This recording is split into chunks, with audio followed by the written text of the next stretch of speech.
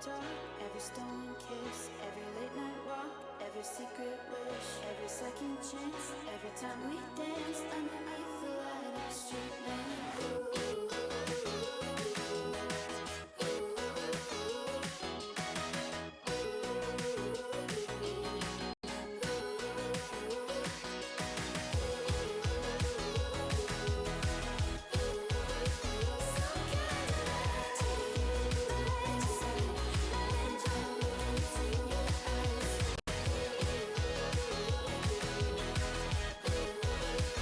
So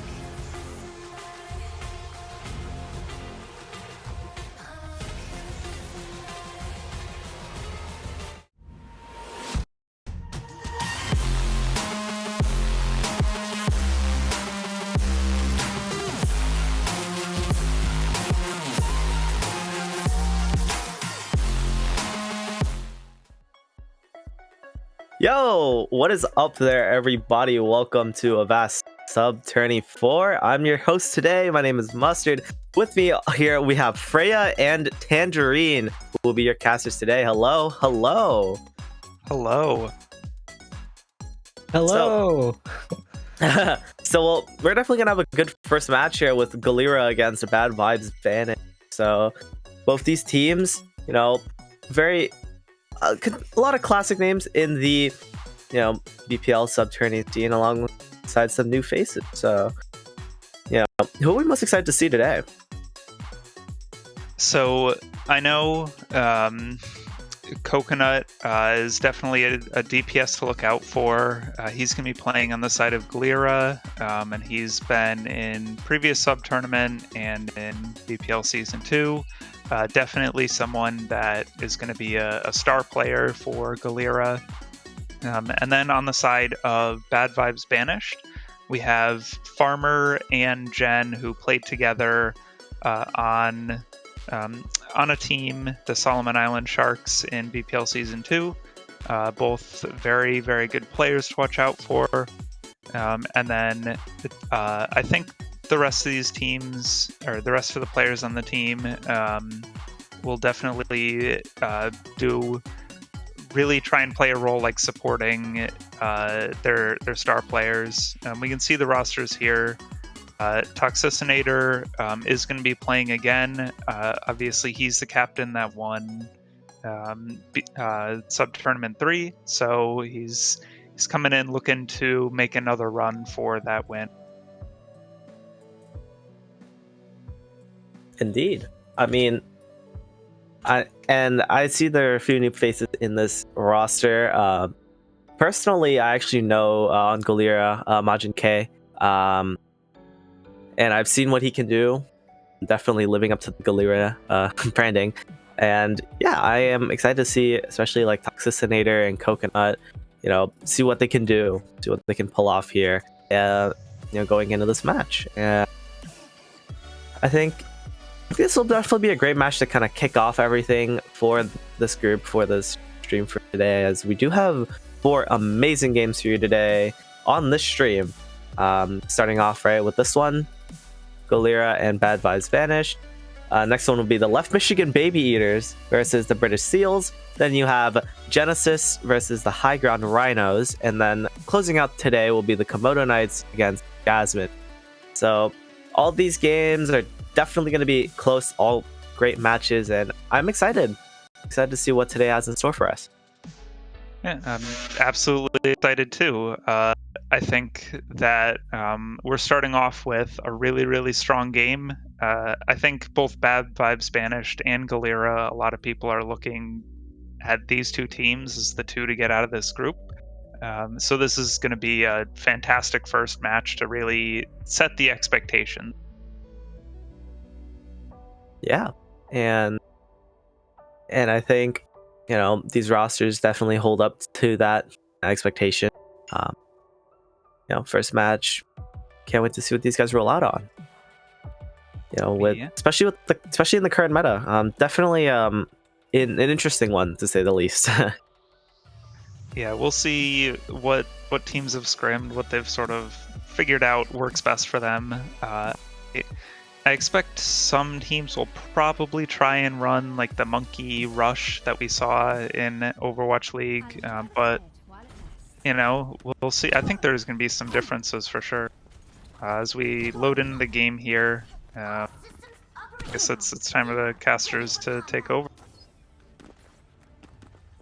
Yeah, so, looks like we're going to be rolling out into Ilios first. Looks like we're rolling out onto Ruins. None of that kind of Winston comp to really be speaking of right now, but we are seeing a ball come out here for Golira. Yeah, we're seeing some of that classic ball comp, something that Toxicinator loves. It's something that his team ran a lot in BPL Season 2. And Bad Vibes Banished here rolling out on just a classic rush comp with the interesting caveat of playing Torb instead of playing like a Mei or a Reaper. I think they expected some sort of dive to come out from Golira, and we already have the first kill Coconut taken out in farm. Yeah, the dive is already initiated. Coconut was able to find a nice pick, but it was traded out pretty much immediately. The ball now for the side of Golira going to be falling. Even trades, but the poke war is being won out here from Golira with this incredibly chaotic comp that they have going on. It just seems like they were able to kind of surround the entirety of Bad Vibes Vanished and just take advantage of the fact that their comp thrives so well in the chaos. Yeah, we saw Bad Vibes Banished got sort of trapped in the small little room off to the left on the screen here, and Golira, they went in hard and fast. Coconut got a really good first pick onto the flex support, and that enabled the rest of the team to get some damage in, sort of soften up Bad Vibes Banished before Toxic and Coconut just went in off of Majin K's slams in order to get those kills that they needed to win the fight. And now they're setting up for another engage, and it looks like the pulse bomb is going to be eaten as the teams sort of still poke each other out on this start this fight here. Yeah, it's a nice pulse bomb eat that came out there from Moopy to deny Golira any more space. And now Flaws is actually going to be following up on that with a pick onto Toxicinator. The res comes through and the trade also comes through. So this is starting to turn into the favor of Golira as the copy comes out here for Toxicinator, already building up that Diva Bomb, which is probably going to be coming out on the point shortly. And as it does, Bad Vibes Banished are going to have to hit the reset button yet again. Oh, it's a saucy bomb, though, coming out there from Moopy to try and turn things around. Bad Vibes Vanished are starting to pick things up. The ball roll through another player on the side of Golira. It's a 2v2 on point right now. Majink throwing down the mines onto point. Farmer finds the pick. Bad Vibes Vanished are starting to come back into this fight, and it looks like they've been able to do it. Yeah, and incredibly importantly, they got the cap really early before the fight even started almost. And that just meant that all the time stalling was time to their advantage. And they just did not respect the Diva Bomb from Moopy.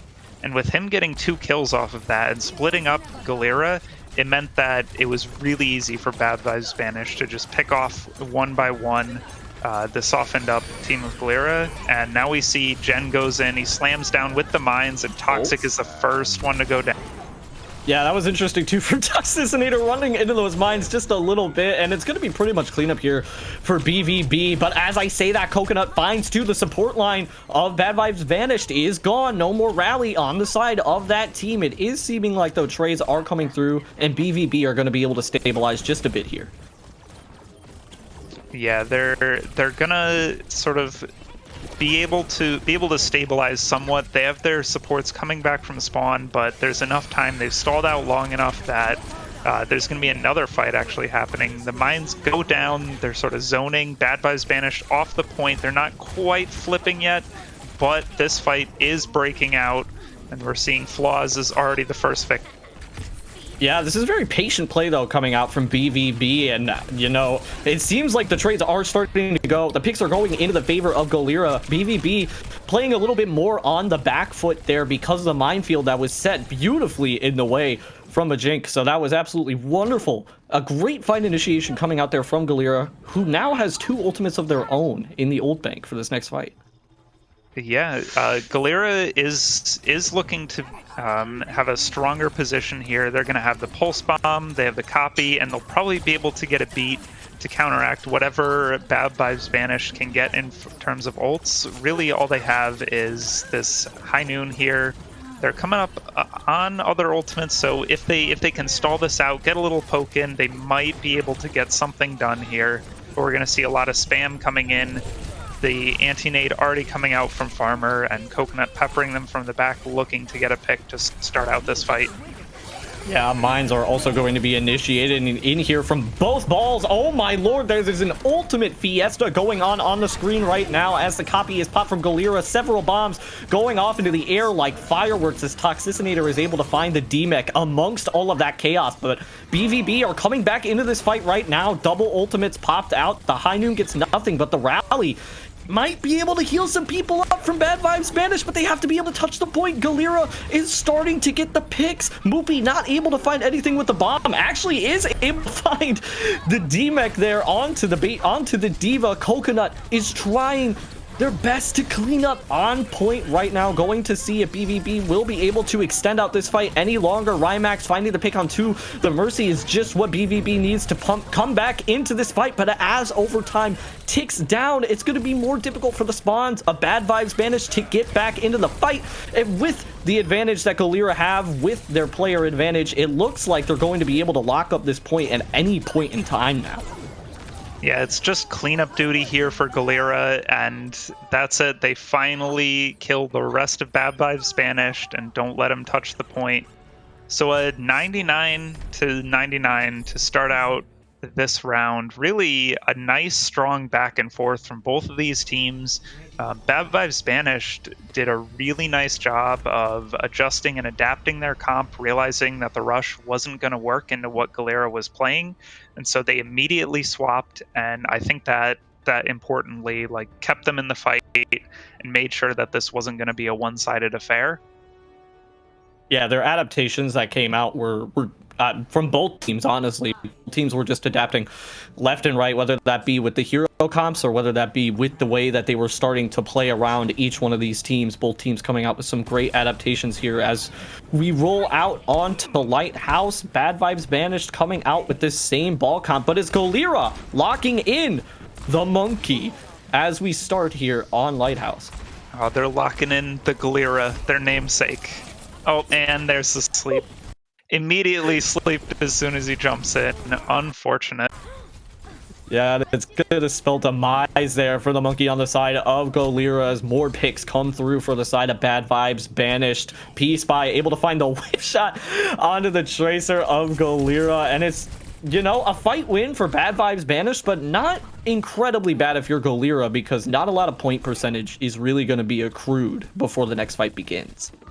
Yeah, they sort of realized as soon as Majin K jumped in and got slept that their fight was over, and he got cleaned up. But crucially, Golira didn't give up too much ult charge, so Bad Vibes Banished isn't in this dominant position and able to snowball.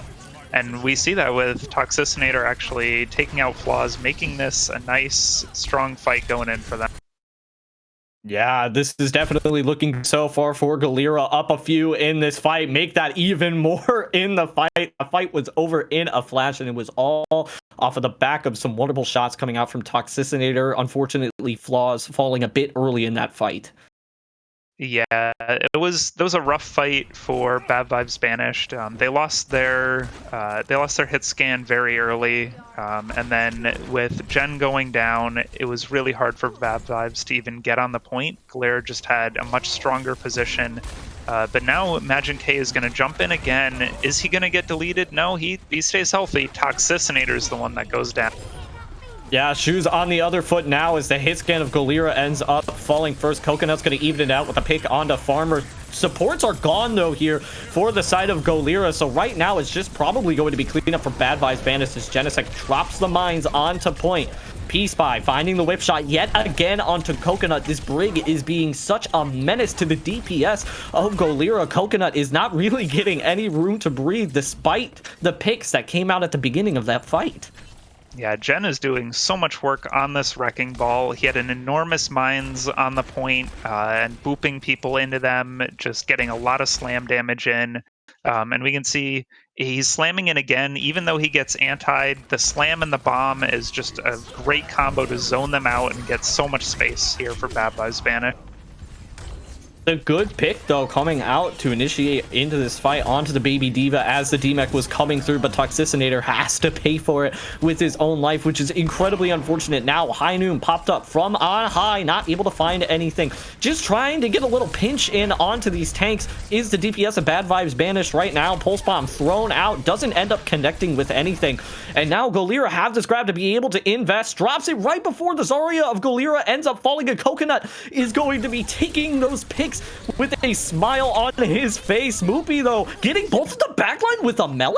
That was absolutely crazy as Moopy finds 3 within that fight. Coconut just not enough to be able to carry that fight back in. And now, as the time ticks down, Bad Vibes Banished are going to be taking Lighthouse, and it's 1-1 here on Helios. Yeah, I think this was kind of a comp difference. I think Bad Vibes Banished just knows what to do with their comp a lot more. They have a really strong main tank, and they're really playing to their strengths. Whereas Golira looked a little bit lost. It felt like a lot of the times Majin K would jump in and not really get anything done. But we'll see if they stay on these comps. It looks like they picked the gray heroes. The new yet to be unlocked. First time ever seeing it, just entirely gray. Yeah, Magic K did leave a little bit much to be desired there on the Winston. Now, seeing the error of his ways moving over to the ball, which was much, much better for Golira when they ended up running it. The Echo Mercy still coming out here for the side of Golira as well, and it's paying dividends immediately. Rymax is already found. We're going to see if the res will be able to come off onto Rymax, but likely not, as it looks like that Echo Mercy combo is just holding over that area so well, and now Bad Vibes Banished are put on the back foot for a little bit until their soldier gets back.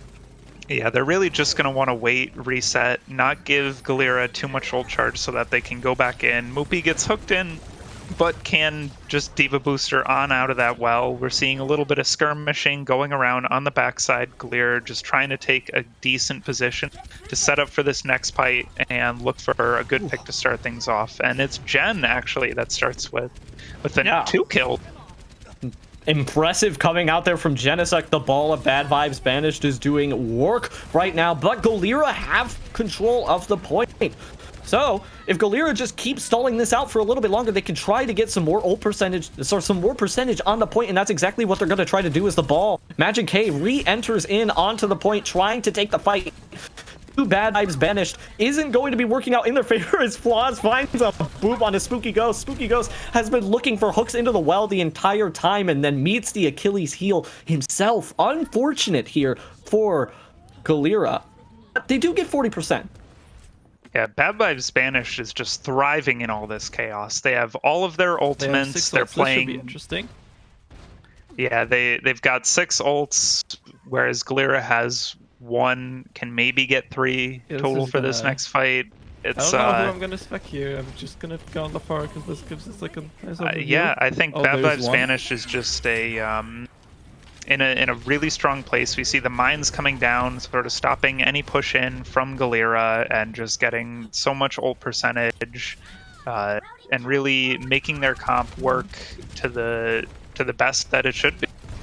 Yeah, this is looking really good for Bad Vibes Banished right now. Also, that pick coming out right at the beginning. Only 2 ults having to be invested right now for this fight. Make that 3 for Bad Vibes Banished, but it is only because the beat comes out from Stacy. A warranted response from Peace by Stacy, finding the boop on the Moopy, who has been avoiding that pit like the plague the entire time, does eventually end up falling to it. Farmer finding these 2 kills is great and all, but Bad Vibes Banished are starting to get put a little bit here. Into a corner. Golira are trying to break out. They have the mines on point. They have a little bit of a positional advantage. Tac Visor was popped out, not able to find anything from Rymax either, and it looks like it's just an all-out slugfest on point right now. Yeah, absolutely. We see ults being thrown left and right.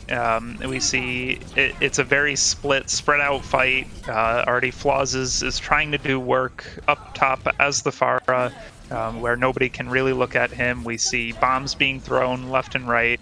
And Bad Vibes Banished is just hanging on to control of this point, which is crucial for a fight that's going on this long and that's this chaotic.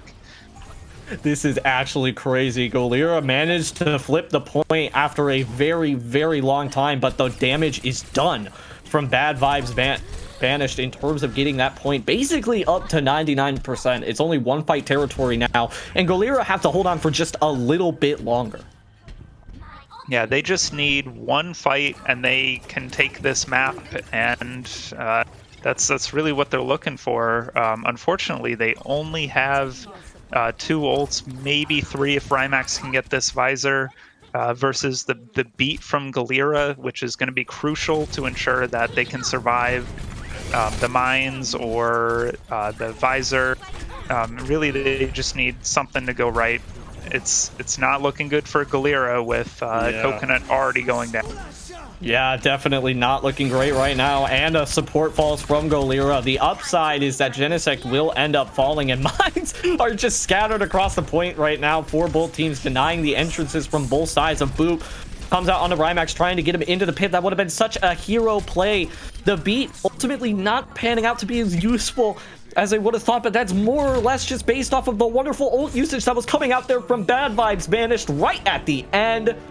Great staggering of ults coming out from BVB as they take Ilios. Map 1 going to Bad Vibes Banished. Yeah, what a fantastic game from both of these teams, playing really well, but Bad Vibes Banished especially. They threw for the next map, Galira into the same chaos, lobby, and then like change Bad up Vibes players Banished or just stuff, or do I thrives when remake? they can just run around. They can make these comps work for them. They can force Golira out of their comfort zone. We saw on the first map, it was Bad Vibes Banished that got a little bit thrown off, but after that, they played those ball comps, and Golira just had to mirror them or lose. Yeah, and you mentioned earlier that this was going to be a great match, and we're seeing that here. Both these, we're playing control to the brink. I mean, like 3 maps, several to 99-99. Like this match is going to go to the distance. If that to pick a match, this is definitely the one to watch. Yeah, absolutely. Absolutely. I mean, took the words right out of my mouth for you. Yeah, I think we're sort of seeing that that Jen and Farmer, their synergy working really well on the ball and on the Ana, and Golira is having a hard time keeping up with that. We're seeing their DPS are doing their best to make it work, but it's very hard when a really good ball can run around and make chaos, and your backline is having a hard time adapting.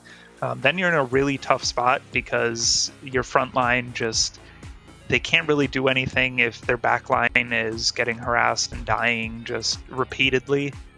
So it's really it's giving so much space for the DPS from Bad Vibes Banished to get work done, and that's sort of the difference that we're seeing here.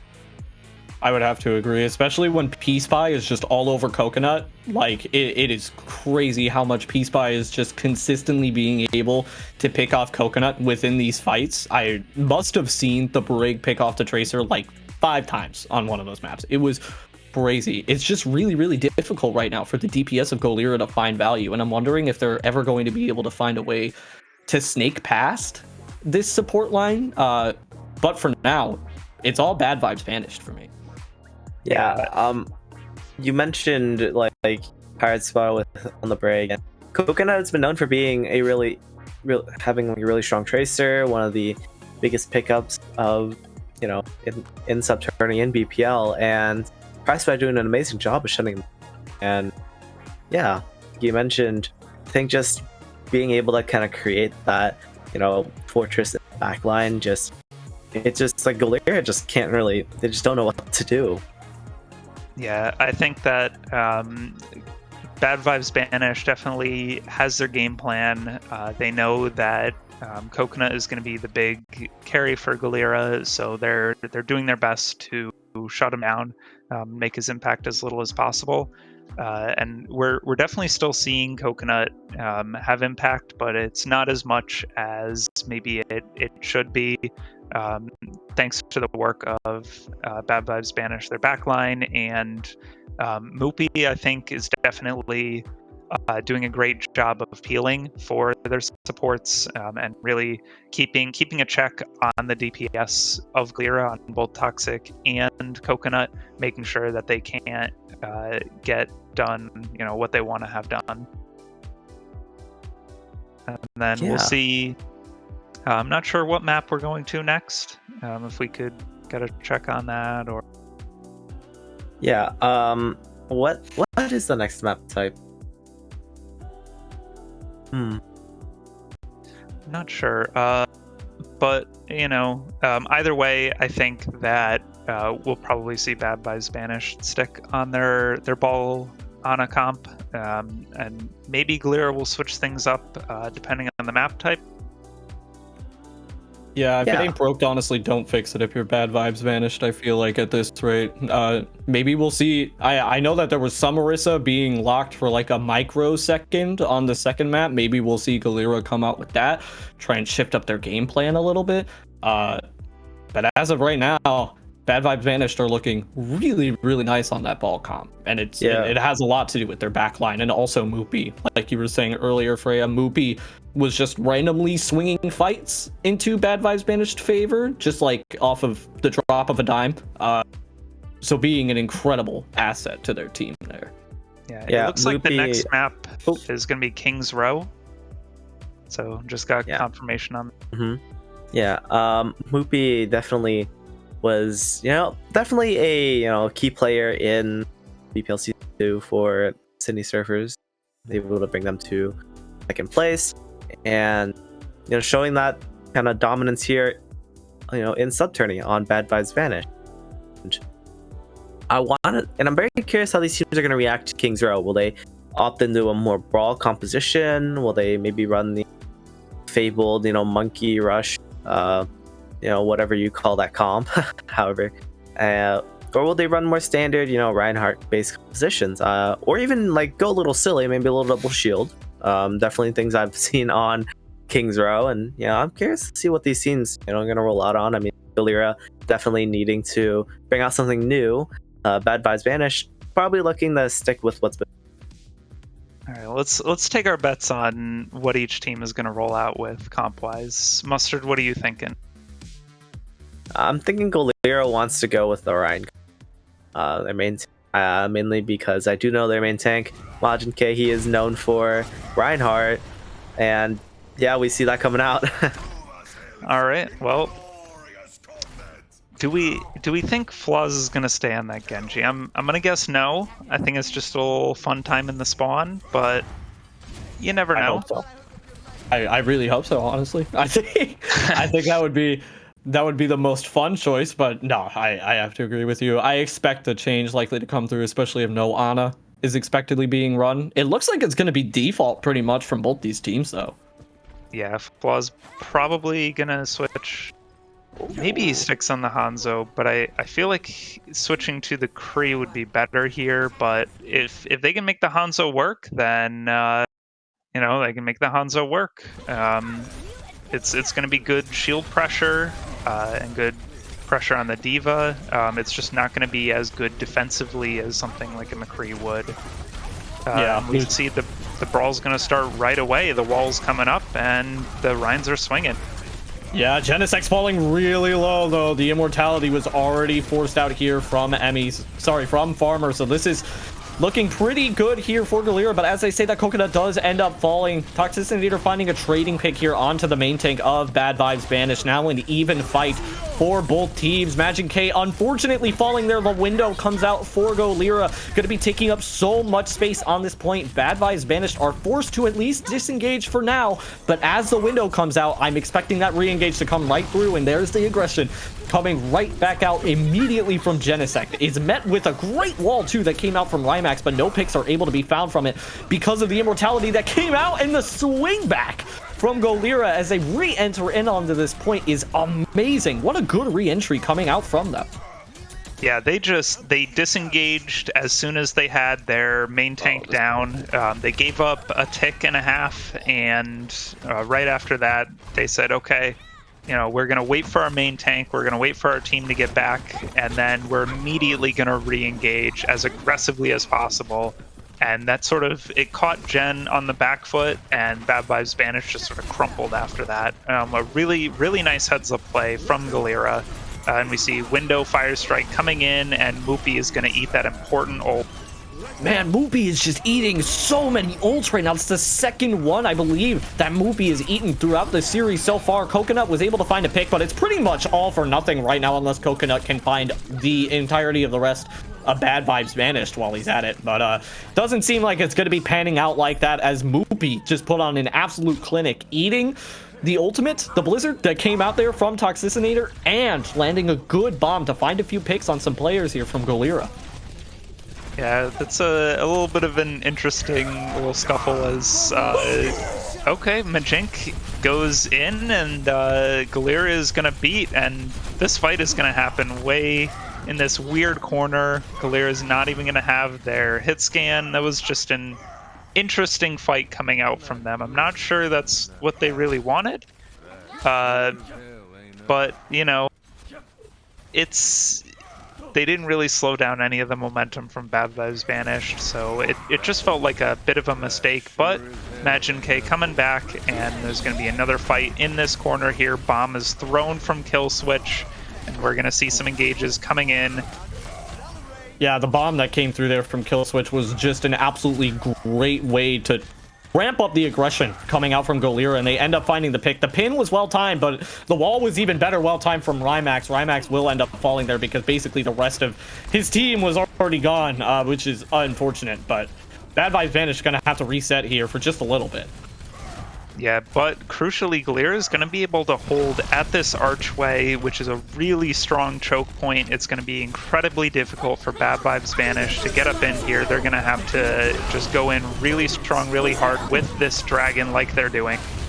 That was such a smart dragon that came through from Flaws. It did so much chip damage. A lot of ultimates, too, being invested from Bad Vibes Banished. It's going to be hard for them to not win this fight, if I'm being completely honest. Golira managed to throw in a few ultimates as well. Used a lot in that mix there coming out there from both teams, actually. But Imagine K ultimately using that Earth Shatter is not going to be finding any value, and now Genesect has that upper edge. Yeah, so Bad Vibes Banished sort of needed to throw all of their ultimates into that, because otherwise they're just never breaking through that choke point, and that's not where you want to be held. Definitely having another fight here is fine, even if they lose this. But they're going in with a nice shatter. Only catches one, but that might be all they need to catch. But it's Gen that's actually going to be caught by this massive blizzard from Toxic. Yeah, Imagine K finds an incredible pin there onto Genesect, and Genesect looked like that he was going for to time the shatter with the dropping of the shield. But it didn't end up panning out, just not getting that poke damage out as quick as Genesect would have hoped. And Imagine K actually responding back with that pin did well. What is this? No! We did not just get through with the remake on the fight reassembly. This is so bad, and it's propping the bomb to come out from Kill Switch. The shatter lays like 3 flat encore 2. The tank line from Bad Vibes Banished are popping off in the most ridiculous ways possible right now. This is absurd. Oh, Golira. They staggered for too long. They let Moopy stand in the middle of them while staggering. That was just the wrong way to stagger a baby diva, and they paid for it by losing this point. Just unfortunate, but they're going to come back. They're going to be able to take a fight at this corner with some good ultimates, so the window should stem this aggression from Bad Vibes Banished and at least push them back for a little time, break that momentum up.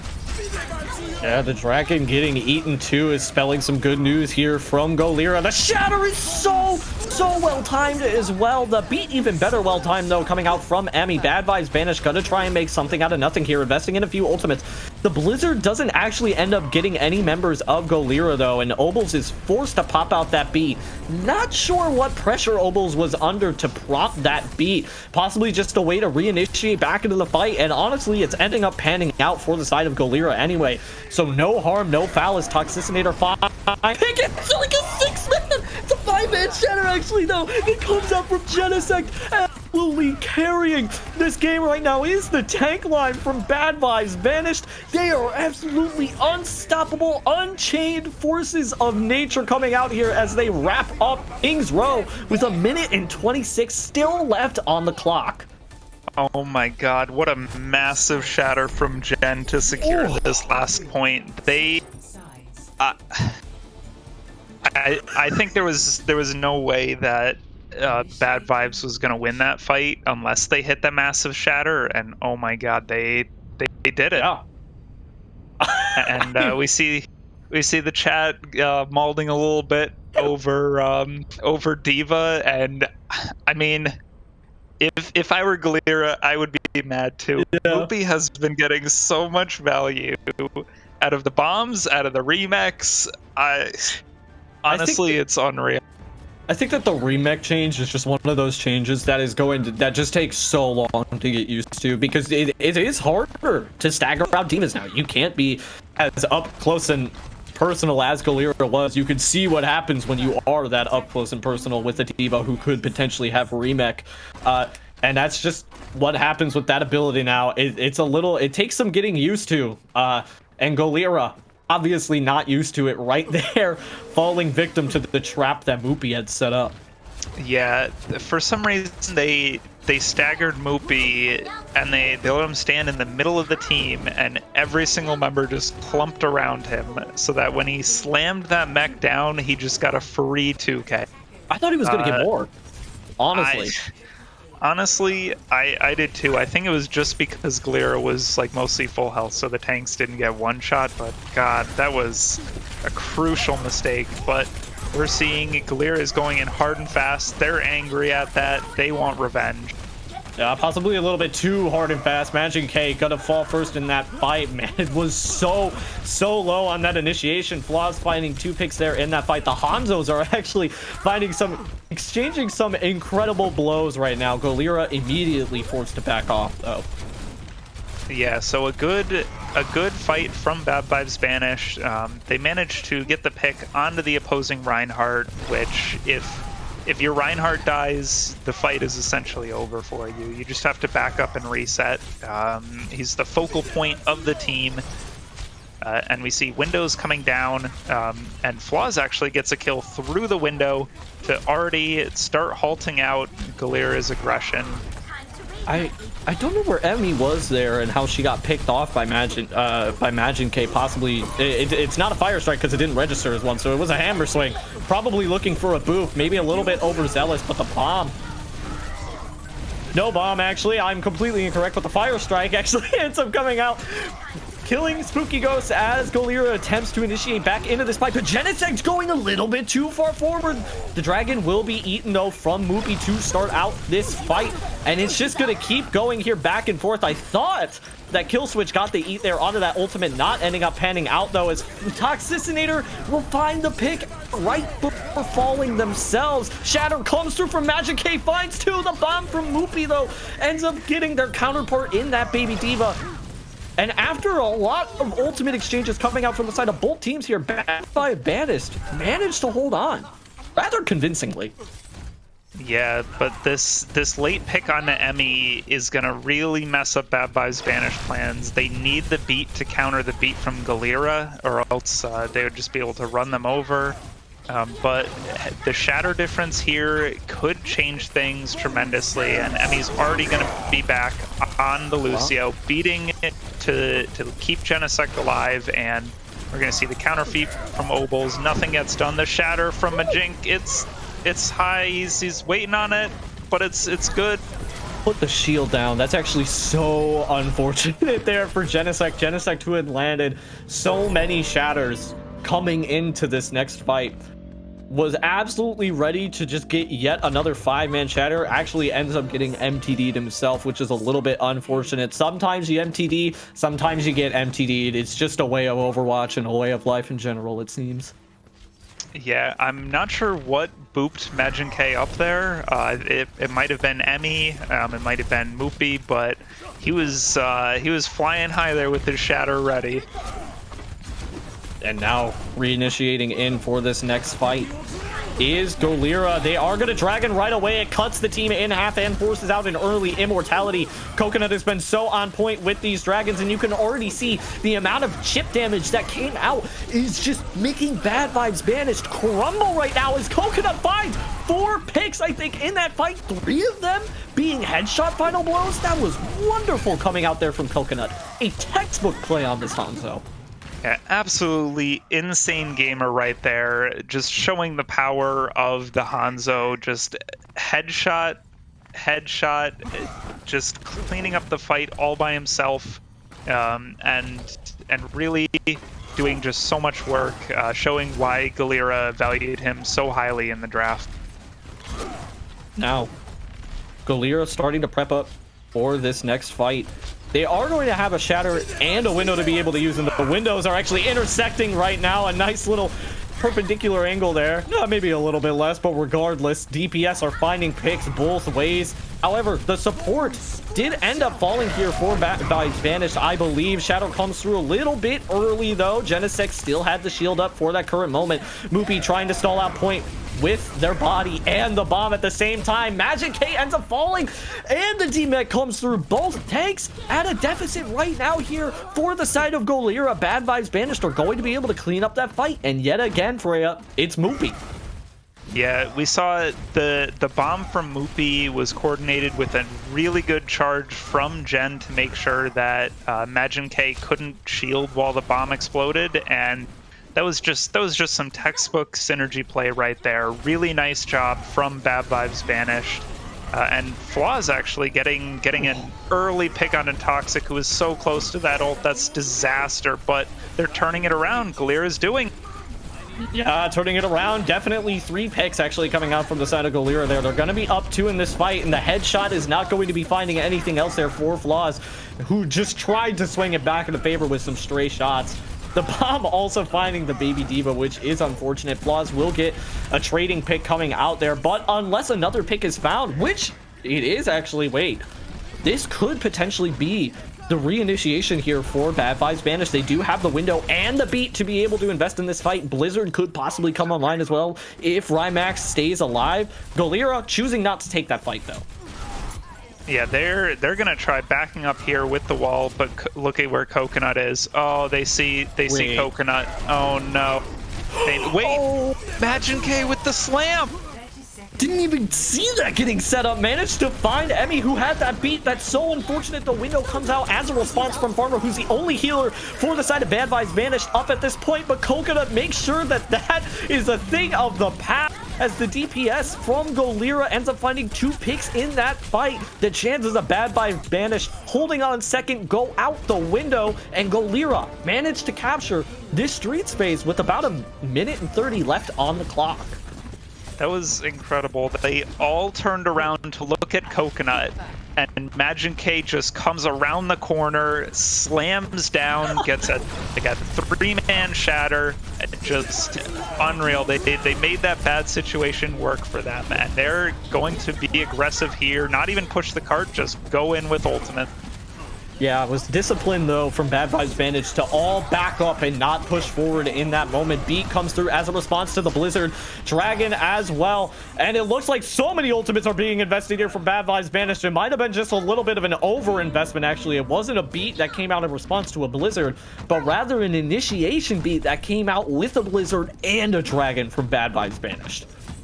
Yeah, they kind of threw everything at that fight. They realized that they had the tempo swing once Golira's ultimates ran out, so they pressed their advantage. They're going to be a little bit on the back foot this next fight, but if they can make this terrain work for them, they can make sure Jen doesn't get caught out, and the bomb is useless, so that could just be an opportunity, but Coconut says no. Yeah, I'm impressed at how Genesect was actually able to find a pick after being secluded and cut by Golira. Moopy, what? Moopy can't just keep doing this. Moopy cannot keep getting remake kills onto the back line of Golira. This is absolutely ridiculous. These tanks from Bad Vibes Banished are just doing everything, and now with only 2 seconds left on the clock and a recontest coming out here from Golira, it's going to be difficult, but a Blizzard and a Beat is trying to seal the deal on this fight. They need to basically find a team wipe, though, in order to be able to, for sure, cap this point and also, for sure, take the series. This is, I mind you, the last season's champion captain. So this would be an incredible upset coming out here for Bad Vibes Banished if they manage to 2-0 here, but Golira are not out of this just yet. Flaws trying to make that a reality, though, as he gets the backline single-handedly with 2 well-placed headshots. The Hanzo of Bad Vibes Banished putting on an absolute show right now, and it looks like it might not matter in the long run. Spawns are coming back from Bad Vibes Banished. Oh, Majin K just goes solo and ends up dying there. They're coming back in. It's done. Bad Vibes Banished with a really impressive 2-0 there. Just some fantastic work. How do they keep letting Moopy get away with it? It's just somehow that man, with every ultimate, both the bomb and the remech, just manages to find insane value. I think he absolutely turned around so many fights that should have been lost. If we're giving a match MVP, I think my vote goes to Moopy. I have to agree. I would absolutely. I would also agree. Yes. Yeah. And just great stuff coming out from Bad Vibes Banished. I mean, the match looked very close on Troll, on Ilios, and they brought it to King's Row. And, they were on Golira bringing out the rush, Bad Vibes Banished with the mirror. And it looked like BVB were just the stronger team here today. And definitely an upset again, right? As Freya mentioned, against the, previous sub-tourney winning team's captain. So definitely great Overwatch coming out here today. Yeah. Absolutely. It was truly amazing to see. I mean, the tank line of Bad Vibes Banished just were rolling pretty much the entire time. It didn't seem like there was really a check coming out for them from Golira. So well done there from Bad Vibes Banished. That tank line just looks so scary. Yeah, they're doing just a really fantastic job. I mean, we definitely need to give credit to Farmer. Is just an incredibly good flex support player, and really enabling his tank line so much. It's unreal, both on the Ana and on the Baptiste. Really just staying alive so long in these fights, and making sure that he's pumping the healing in, using his utility at really smart times, and his support partner as well, both Pirate Spy and Emmy, just doing a great job peeling, keeping the flex support alive. Really, the team of Bad Vibes Banished is sort of working as a cohesive unit. And that's something that Golira is seeming to struggle with, and something that Bad Vibes Banished is really getting down early.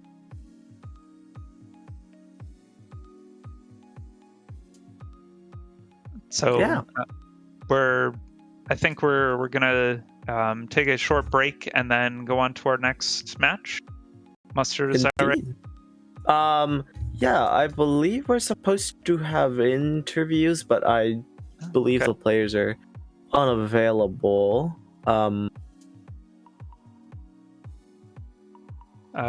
So let's see. We have Tim Week. Yeah, we got Tim Week in here. Bad Buzz Banished. Hello. I'm leaving now. See you later, losers. Thank you.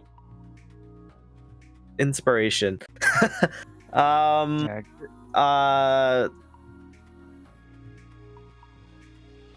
Guess. What an interview. What an interview. What an interview. Thank you. Let's just give a round of applause to Tim Week for a great interview. Yeah, so I believe that should be it for this match. All right, so make sure you stick around. Yeah. What's our next match coming up? Yeah, guys, everyone, make sure you stick around on this channel. The next match coming up will be the Left Michigan Baby Eaters against the British Seals on the stream. And don't miss us too much while we're gone, though. We have 2 other streams of amazing content going on Avast and on Solomon's channel. So stick around. Some great games will be coming up.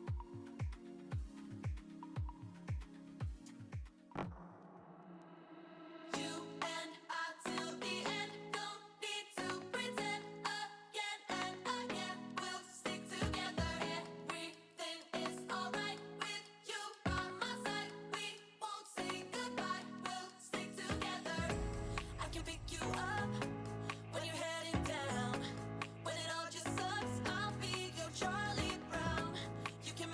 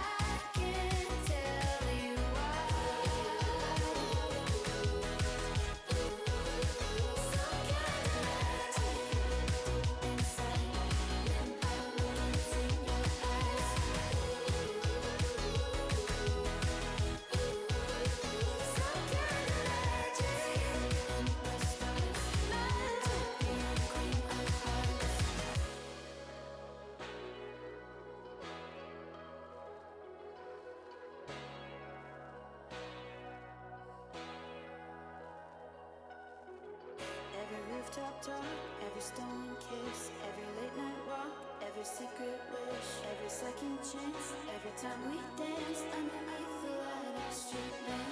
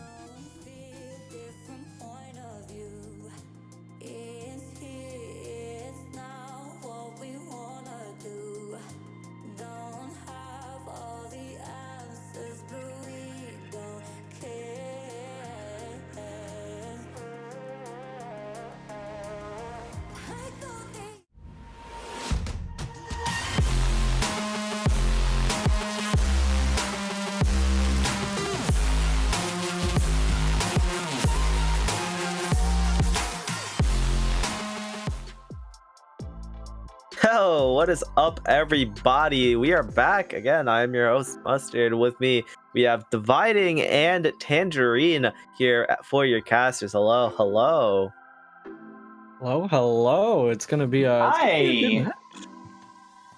Yeah, and good match. I mean, we just saw a real banger match just earlier with Golira against Bad Vibes Banished, and here we have the Left Michigan Baby Eaters against the British Seals, which will be an interesting matchup, I believe. Yeah, Yeah, definitely interesting. And as far as the matchup goes, and also as far as branding is concerned, it's definitely it's gonna be a fun one, I think. There are some interesting brandings here today.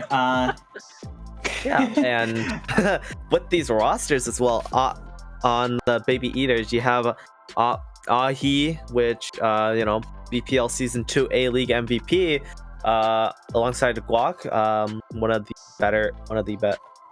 top main tanks from BPL Season 2 on that team. But on the other side, on the British Seals, Azu, one of the strongest off tanks in the league, won BPL, and have Paul, his support line from that same team, Catboy Crew, and Magnolia as well. So British Seals having a lot of that Catboy Crew core on their team. The winners of BPL Season 2. We'll see if that synergy can carry them here in the sub.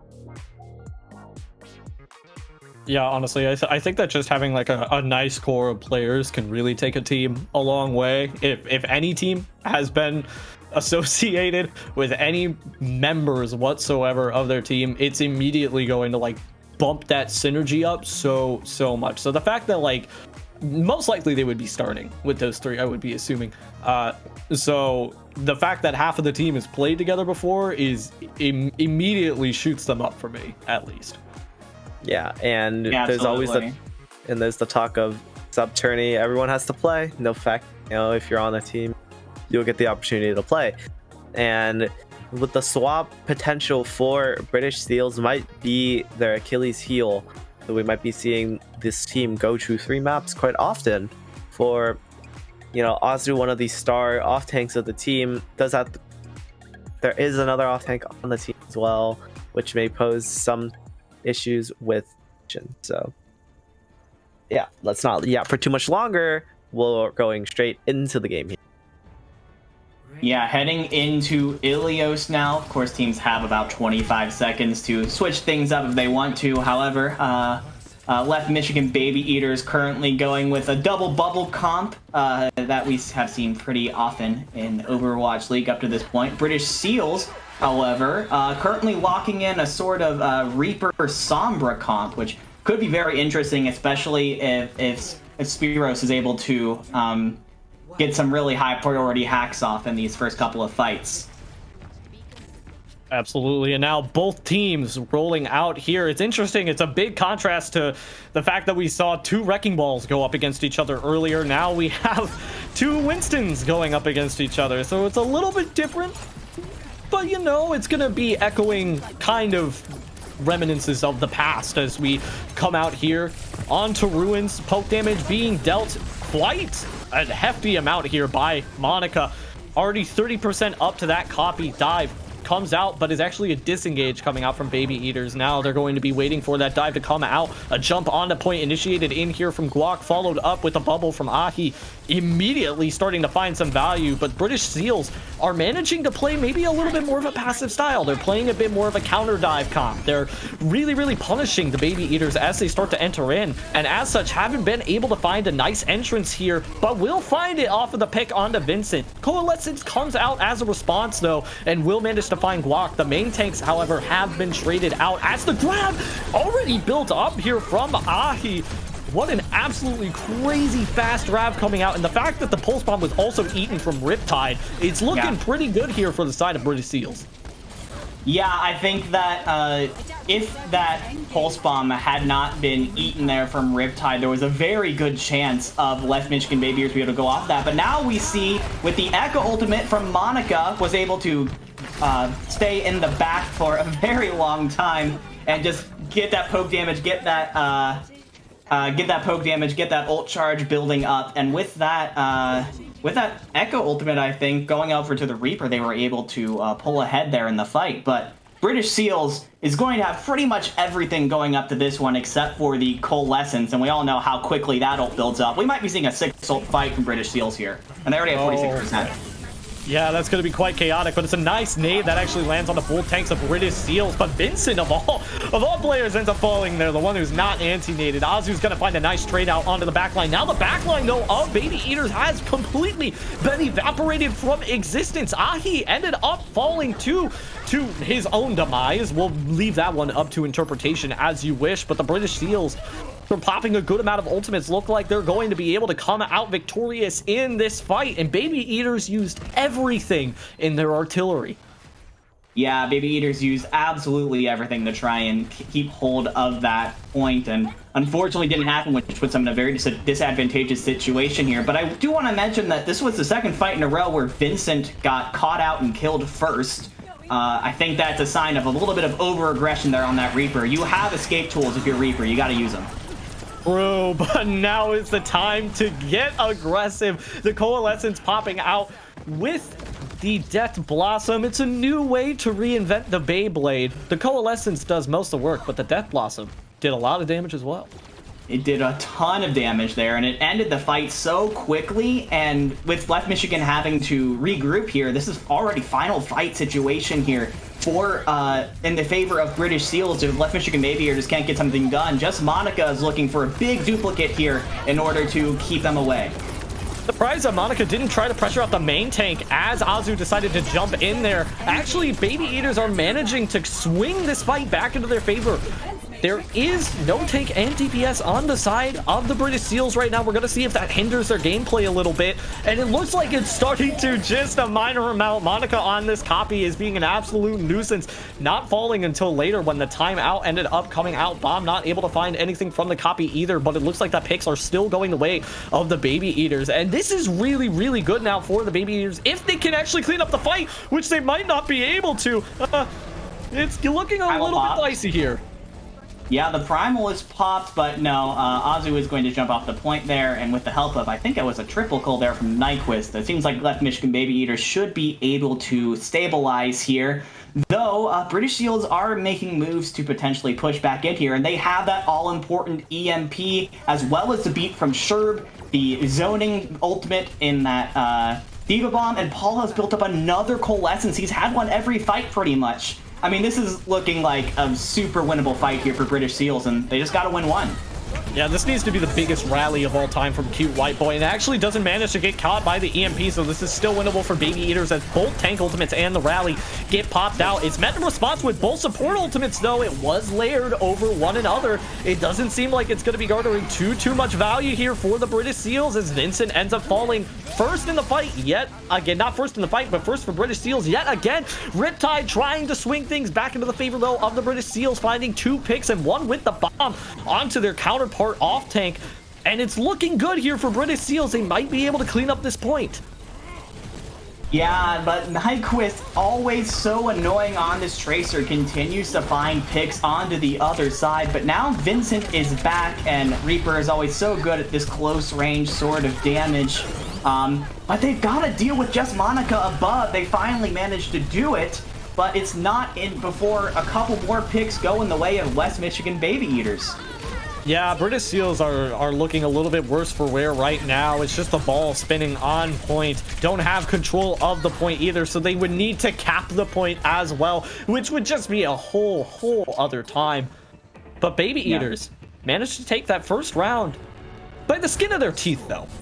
By the skin of their teeth, indeed. I do want to mention that the comp that British Seals are running right now, it has a Winston, it has a Diva, but it's much more of a akin to a brawl comp than a dive comp. They want to use that Lucio to push in really early, get a high value hack off with Spiros' Sombra, and then use the Diva and Reaper close range damage to burst down a target. And unfortunately, other than like the first fight, they weren't very successful in being able to do that. And when you don't have that first pick with the British Seals comp, that's when the Left Michigan comp, this sort of double bubble, gets a lot stronger. Right, and that's like an instance where aggression, like, sometimes it pays off, sometimes it doesn't, because the problem with aggression is that if you're playing this comp to be super aggressive and you don't end up finding anything and you use all your cooldowns to get into the enemy team, sometimes it's not going to pan out. Other times it will, and this is one of those times. British Shields are basically already in Baby Eater's spawn. Azu ends up getting a little bit overzealous, though. I think just jumping right into the choke. Even trades coming out from both sides, but British Seals have point. Yeah, and this is where that Lucio comes in super helpful. That speed boost just allows British Seals to take all of this space, on the point, but it seems to have been a little bit too much space. They stayed there for a little bit too long. British Seals are being forced off now, and they weren't even able to cap the point. So looks like we're gonna start ticking up here for Left Michigan Baby Eaters. But moving forward into the next fight now. Sorry. Nyquist has built up the pulse bombs, and same as just Monica with the high noon. It seems like with that taking advantage of Azu's, oh man, and what a long stagger there on Riptide that Nyquist got there. Because British Seals, they pretty much just took space and held it, but didn't really do anything with it. And because of that, they were not able to build up ultimates at the speed of Left Michigan Baby Eaters, who had a huge ultimate advantage going into the second fight. Yeah, the ult advantage is staggering right now, and it's going to be really difficult for British Seals to really get anything done. Paul doesn't even have the coalescence. Baby Eaters look like they're going to realize this. Initiate in with this Nano Monkey. It split the team completely in half, and Riptide wasn't able to eat the nade or the pulse bomb, and ends up getting punished for it. Guac forced to pop the Primal Rage over to this side on point right now. Riptide doesn't have the ability to be able to eat any more damage, though. So British Seals are just taking everything that's coming to them right now, and it's getting to them really bad. The DPS that came out from Monica is just too much to handle. Yeah, Left Michigan Baby Eaters are doing a fantastic job of dealing with this aggression that the British Seals comp is trying to work with right now. Now, to be fair, all they used there was the coalescence from Paul, so they will be coming in with the other 5 ultimates, so Left Michigan Baby Eaters will just have the rally to pretty much to be able to try and sustain all of it. The EMP, the Death Blossom, the Beat, the Primal. This is going to be a tough one, but if they get it, this will win the map. Oh, the EMP comes out early. Cute White Boy not getting caught out by that again. Vincent finding the first pick, though, was a little bit rough. It will end up getting traded out, but with Ahi not being able to eat up any damage, this is going to be incredibly rough here for the Baby Eaters. British Seals managed to get a lot of value coming out from that EMP, and they're going to be able to cap point here. Yes, they do get the point cap and use minimal ults to do it too. Only pretty much use the EMP and the Primal Rage, and when you can win a fight just off of EMP, that is just beautiful. Now we see Spiros has swapped onto the Tracer here. Nyquist has been a huge... oh no! Oh, Squawk, he's in the hole. Never mind. Oh, that's so unfortunate here from Guac, but it looks like Baby Eaters might still be able to win out this fight. The beat comes through from Sherb. They're really, really trying to put on the pressure right now, our British Seals, but it doesn't look like it's paying out. Riptide ends up falling, forced to use the bomb. They're not going to be able to touch the point because of it, but it's not going to be for long that Azu ends up getting picked out here. So much damage now is going to be pumped out onto the side of British Seals, just getting too overzealous. Baby Eaters are constantly punishing British Seals for this over-aggression. However, they do manage to get a couple of picks within this fight. They have point control, and they have the Death Blossom, and Store ends up falling early. Yeah, losing the Ana early there is massive. That's so much of the healing of the Left Michigan Baby Eaters comp. With that, in that drawn-out fight, British Seals are able to maintain control of the point here. Now, it took most of what they had. They're only going to have Pulse Bomb and Coalescence coming up in this next fight. However, this is also final fight, and Left Michigan Baby Eaters, they thought they had it, so they also used a lot of ultimates. They pretty much are just going to have Ahigo's bomb as well as the rally from Cute White Boy.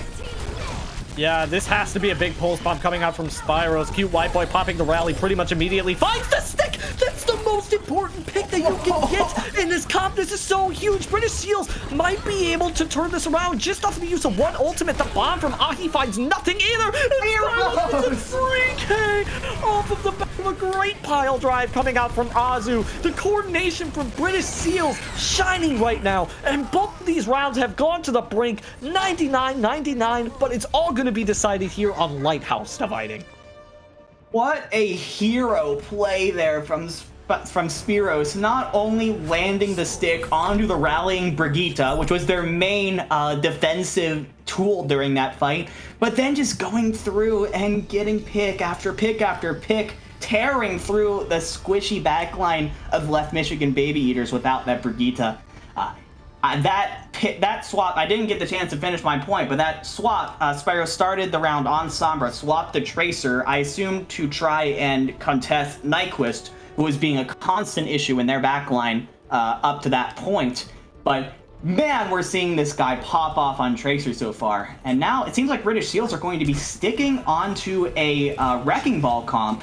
Azu is going to be trying to... I mean, that disruption from that Wrecking Ball actually seemed to help them out a lot in that last fight, so we're going to see if he can do it again. Very true. I'm hoping that Azu can try and make something work here. British Seals have the momentum, and we're going to see if they can close it out.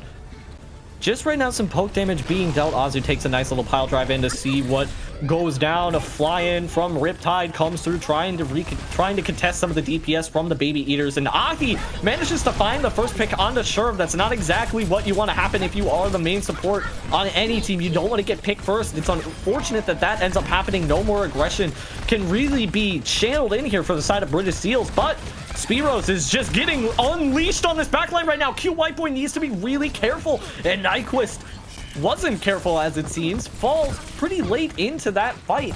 And even though the backline was under so much pressure, it actually seems like it's other sources from the Baby Eaters that are just falling a little flat right now. Sherb got picked off early, came back, and that is his second kill here in this fight. So beautiful stuff there from the Lucio. Nice recovery. And yeah, I feel like there's a little bit of a disconnect right now with Left Michigan Baby Eaters. This comp struggles a little bit if they don't already have control of the objective, because their whole goal is to try and... That was a nice read there from Monica. Oh. Yeah, that was huge. That flashbang was absolutely incredible from Monica. But British Seals are somehow managing to turn this dividing. I don't understand how quite completely, but they ended up using the Coalescence to swing this back into their favor. Even picks coming out on both sides. Spiro's gonna see if he can keep it alive for the British Seals right now, or if Baby Eaters are gonna be able to cap this point. But the mines on point's gonna be the nail in the coffin. There's no way Baby Eaters can get in through that. Yeah, Left Michigan Baby Eaters, their comp right now is really dependent on pretty much all of them being able to stay alive as a unit right now. If even one of them goes down, then that leaves so many different weaknesses for British Seals to exploit. Meanwhile, British Seals are playing a much scrappier comp right now, where if one player goes down, it's not necessarily the end of the world, because one of these members are self-sufficient in some way. Comes out here from Riptide up top, zones a lot of people out. Nyquist does find the pick onto one, ends up getting traded out though, which is a little bit unfortunate. You would enjoy to have Nyquist in here for what could potentially be the last fight of this map.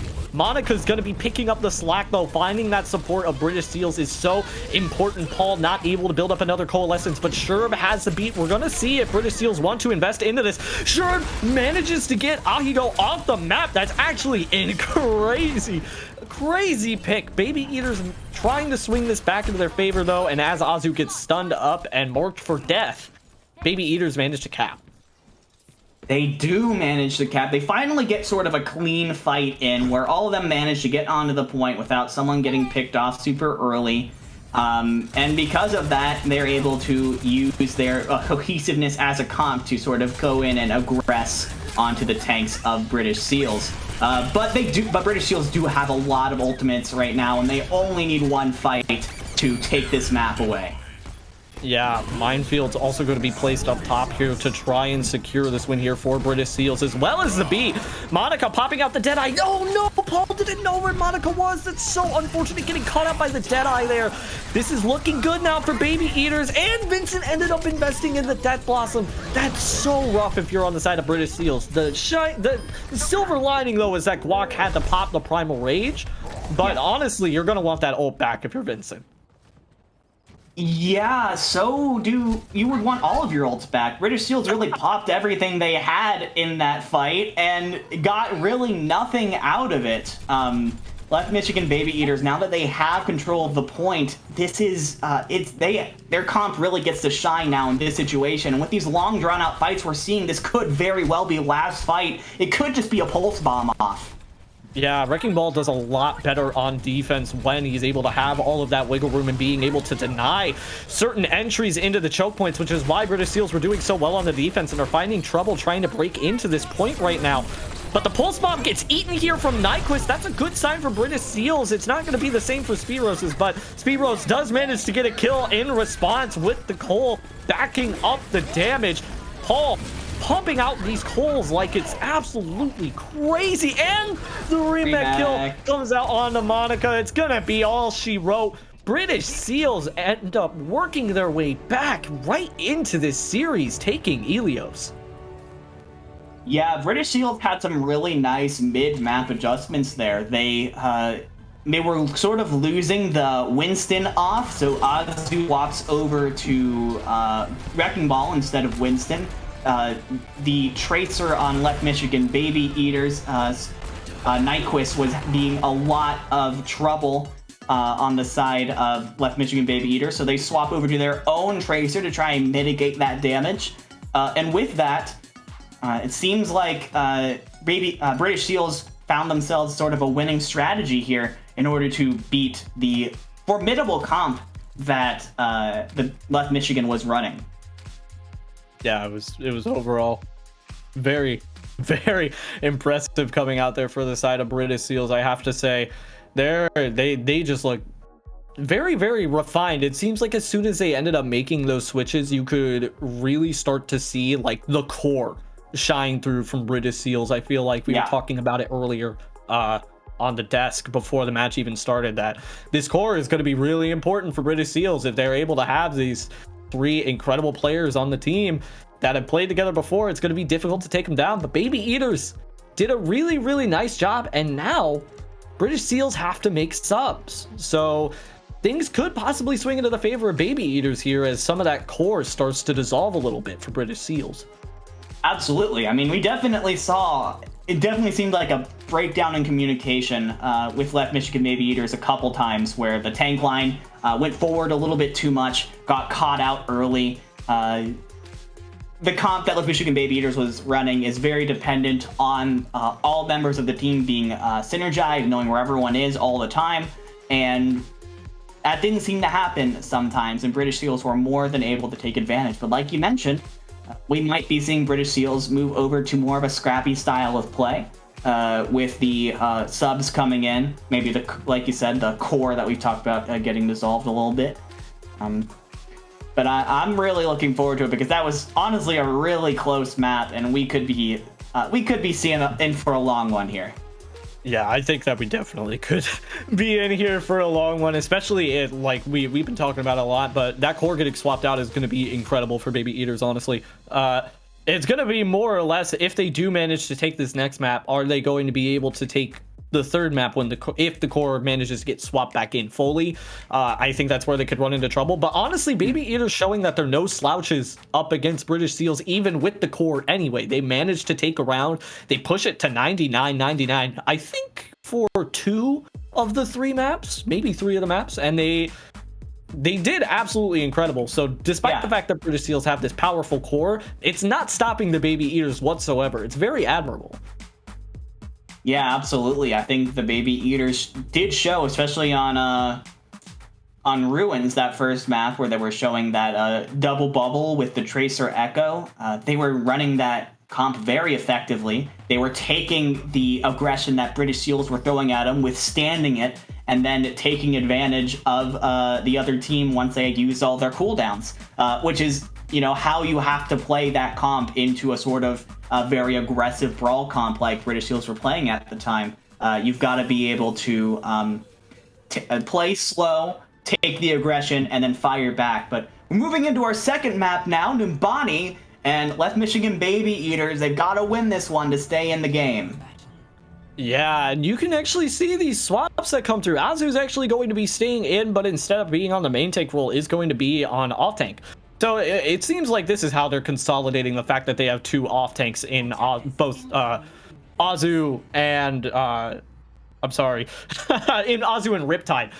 Yeah. Riptide did incredible on the off tank, but Azu known for their off tank prowess. So this could be difficult coming in here for Baby Eaters, despite the fact that the core was resolved. I'm not imagining this is going to be easy for them. But we're going to see exactly as this pans out, because Numbani is definitely a very good Winston map.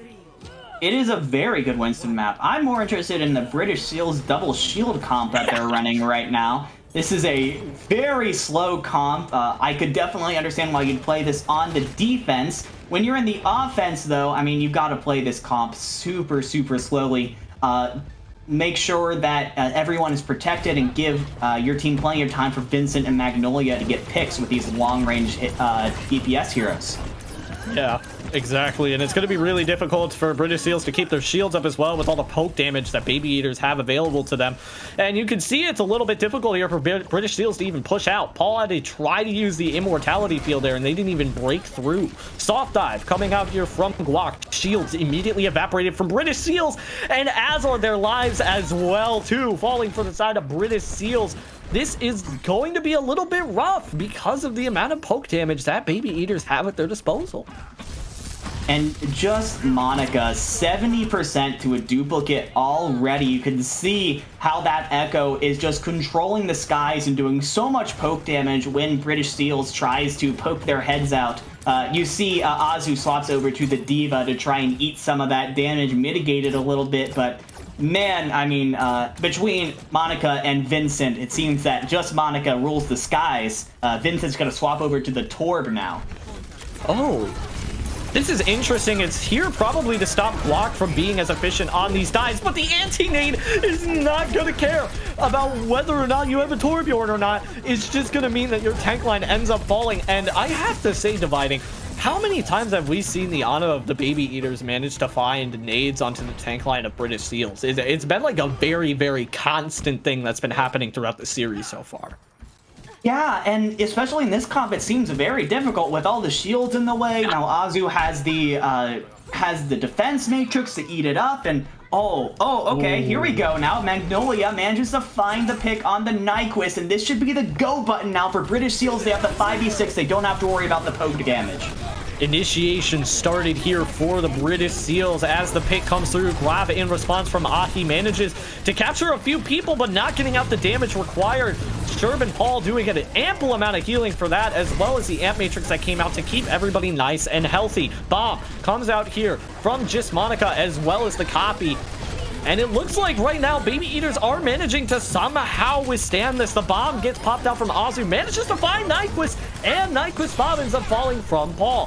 So this is now a really, really good signal for British Seals. They need to be able to get out of this choke though. And without a Lucio, that's so hard to do. The bomb was used to try and touch point and break out of that choke, but it didn't end up panning out. However, all of the damage is gonna make everything said and done here. British Seals just putting out way too much damage. They are finally going to do it. Oh man, Chance still alive here on this Ana, finally goes down, but a very admirable time to stay alive as Ana in that situation. But yeah, I mean, British Seals did play it pretty okay.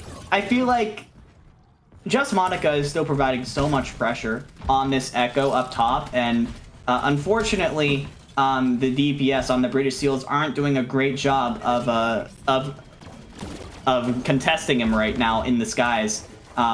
But I mean, on the bright side, Left Michigan Baby Eaters have given so much space over to British Seals right now. They're already at the second corner here on street space.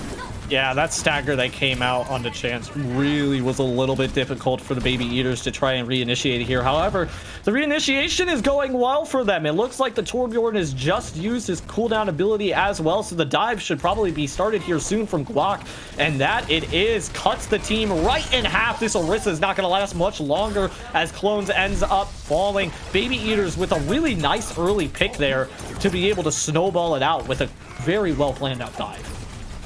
Yeah, the dive from Baby Eaters now is so good right now, and British Seals are having trouble dealing with this aggression. I'm going to shout out Just Monica again because, well, Just Monica just died, so never mind. And actually, that's massive from Magnolia, clutch pick, because now they don't have to worry about that poke damage coming in from above, and that relieves so much pressure on British Seals to push forward here. Yeah, I mean, a little bit of a caster curse there, but that is A-okay. The Molten Core comes out from Vincent trying to lock down this point, but it looks like Azu's bomb's going to be doing that. Actually, instead of the Molten Core, the repositioning that came out there from the Molten Core to push everybody into the room and then bombed pretty much where the room was. What a textbook play from British Seals there, knowing their map positioning so well.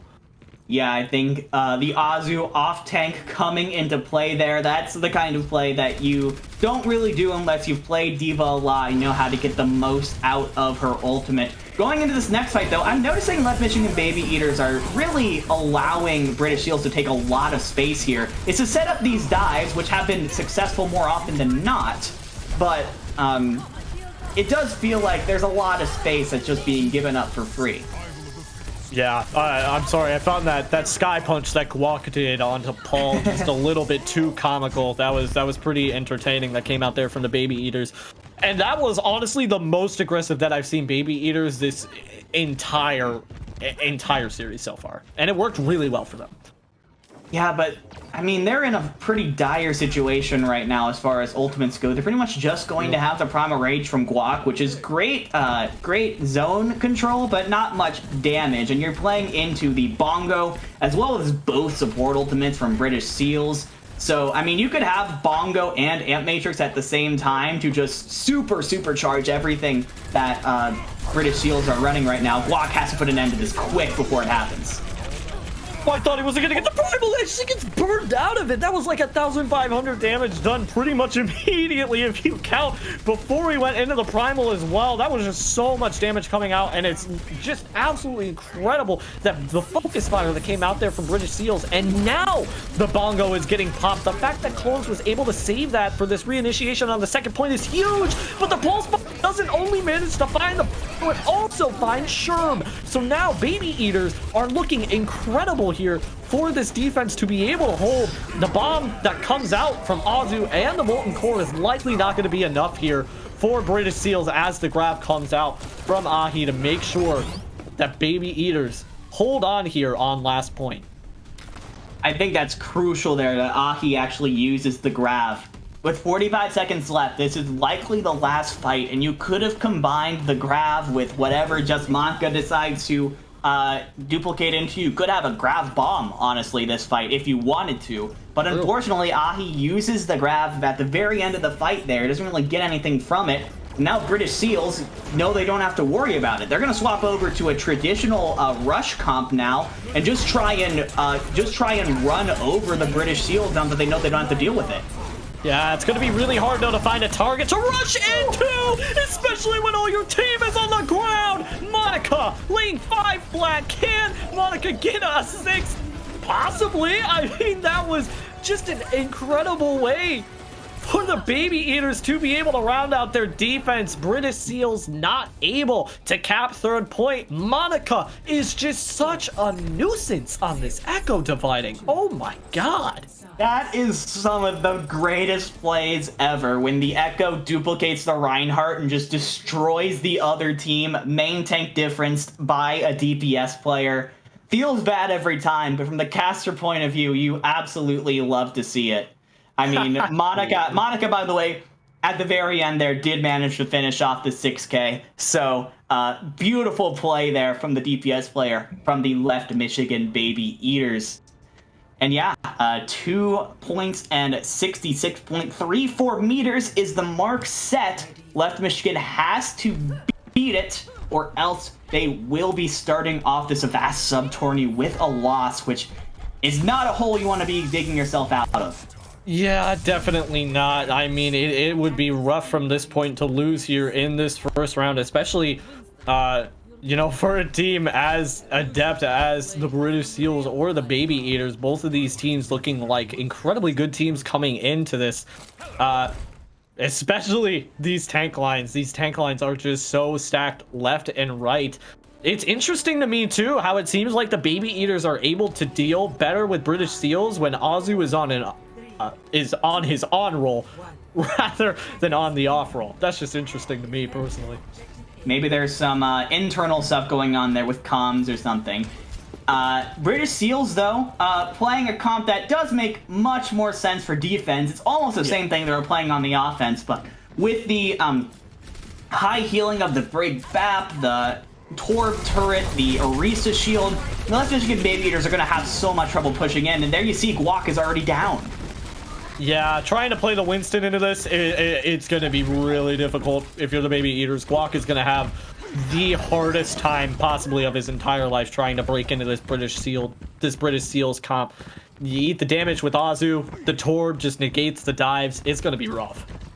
It's going to be rough indeed. So I think the question honestly becomes, what do Left Michigan Baby Eaters do? Because Guac is going back out onto the Winston, but he's looking to maybe go for a late dive here, try and get some cooldowns out, and there now Guac jumps up, but dead again. Yeah, that's a little bit odd there from Guac, actually. The Lila ended up switching really late there onto the Zenyatta, and it just didn't manage to really pay out for them. However, they do manage to find a pick. Ahi managed to get a pick with this Zarya. Azu finds the pick on the Nyquist, though. Baby Eaters really having a tough time trying to break into this point, even when they are getting picks. It looks like it's just getting met right now with British Seal's ultimate and aggression coming out from them. Clones making sure that Baby Eaters cannot come back into this point. Yeah, British Seals comp right now is just so sturdy, and Left Michigan Baby Eaters are having so much trouble trying to break this core. I mean, we've had like 3 fights at this point, and so many of their members have barely even hit halfway to their ultimates. That is how little they've honestly got done so far. British Seals will have several ults, though, to work with here. Oh, I thought he got pooped off the map. I'm sorry. I actually thought Guac got pooped off the map, but might as well, honestly, after getting rebound right into the direction of the window. That was so well done from Sherb and Paul there, by the way. Sherb hitting the whip shot and Paul following it up with the window, knowing that Guac can't get out. Textbook. Wonderful. Listen, I feel like you've got to swap at this point if you're Guac. You have not done any value at this point in the game. You're building your Primal Rage by passive charge at this point. You had the Nano and you still died in 2 seconds. I just can't see how this Winston is going to be super effective right now. Yeah, unless there's like a primal juggle that juggles like 4 people off. I have to agree with you. It's definitely looking a little grim. Guac ends up falling first as well. That is so unfortunate. Do you see all of the stuns that are coming out onto Guac consistently? And the pulse bomb gets used on the Azu here, which is not going to net you anything. Using it onto a full HP tank. Now Baby Eaters are probably in for their last fight, and they don't really have the ult pick that they would want to be able to initiate in with it. Yeah, they used so much in that fight. I think that was their all or nothing right there. Guac does have the Primal now, finally, so they do have that going for them, but they're going to be... He's going to be playing into the Ant Matrix from Paul, which we saw just... I mean, he's getting melted in 2 seconds already. Now all damage is going to be doubled. But that's a nice anti-nade coming out from Chance. There's a chance here. Yeah, seriously, and Guac popping out the Primal is actually getting a good amount done. Managed to split the team pretty much in half, causing so much chaos. And we were talking about the Winston not being able to pay through, but it looks like it was. It took a long time for value to be found, but value is absolutely being found right now. The focus fire proving to be a little bit too difficult here for British Seals as Baby Eaters managed to get point 1 by the skin of their teeth. Yeah, I gotta give it a chance there. That was a massive anti-nade onto Sherb. They managed to focus the Brigitte down, and with it down, that means the core of the British Seals comp is just so much easier to break through, and that's when we see Guac find value. Yeah, absolutely. Azu also finding that pick on the Ahi is just ridiculous. That's such a late pick. So now British Seals are probably going to be able to start to mount this defense up just a little bit. Baby Eaters realize this early, though, and back off immediately. Yeah, nice little soft reset coming out there. Yeah, soft reset indeed. But the bomb comes out to try and make it more of a hard one. That's so crazy.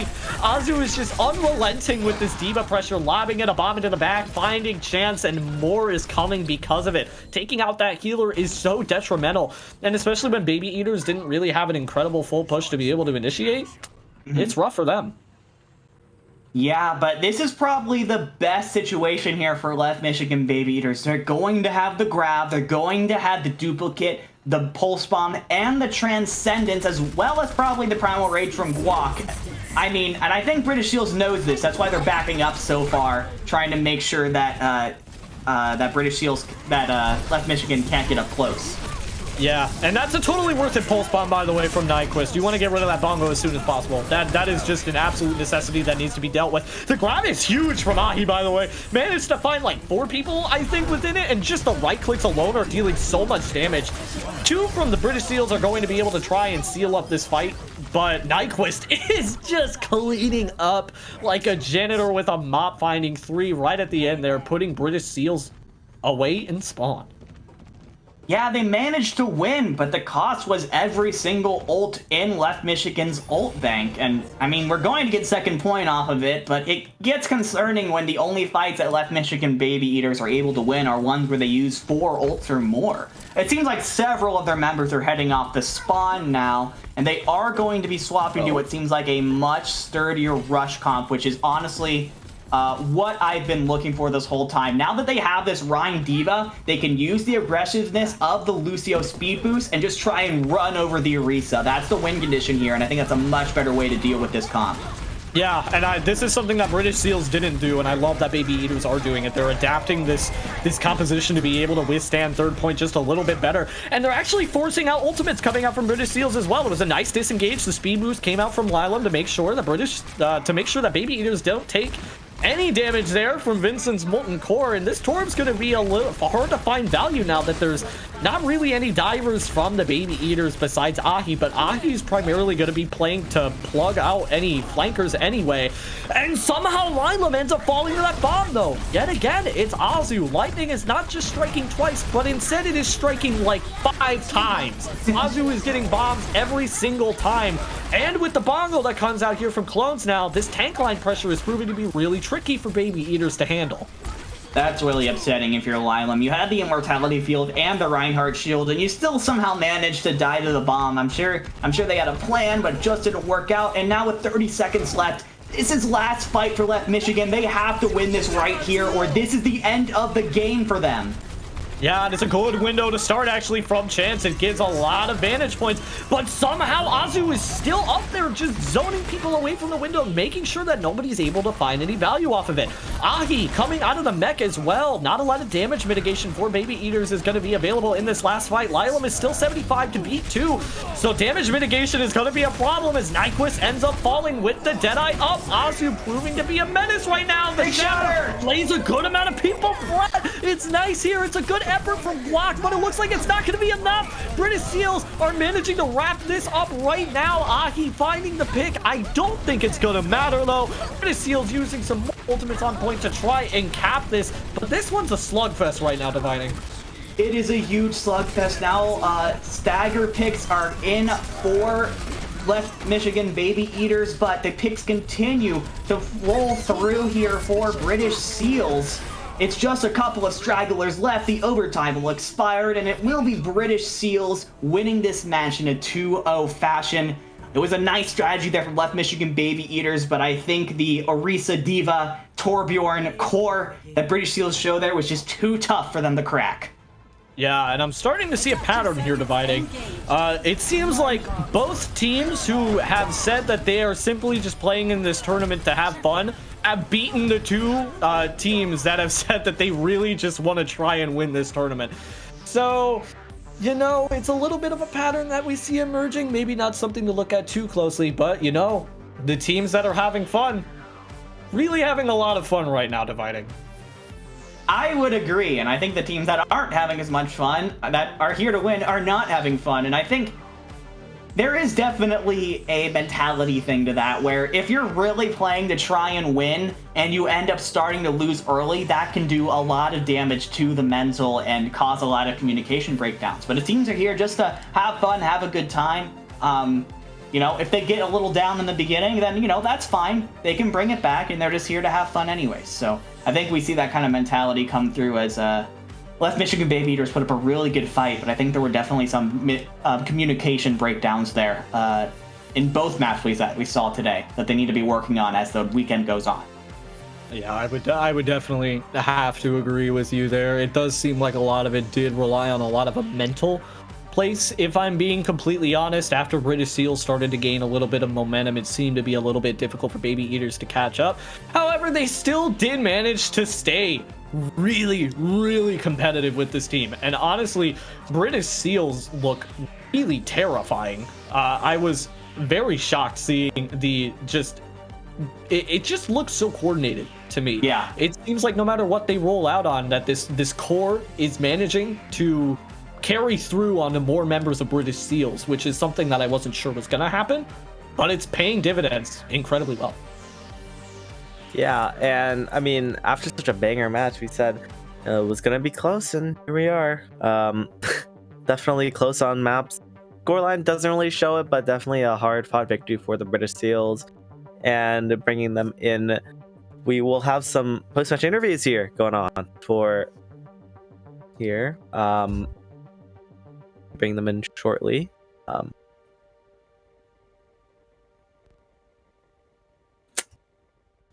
Yeah, I think that, while we get check. that. We do got one. Wait, what? Hello there.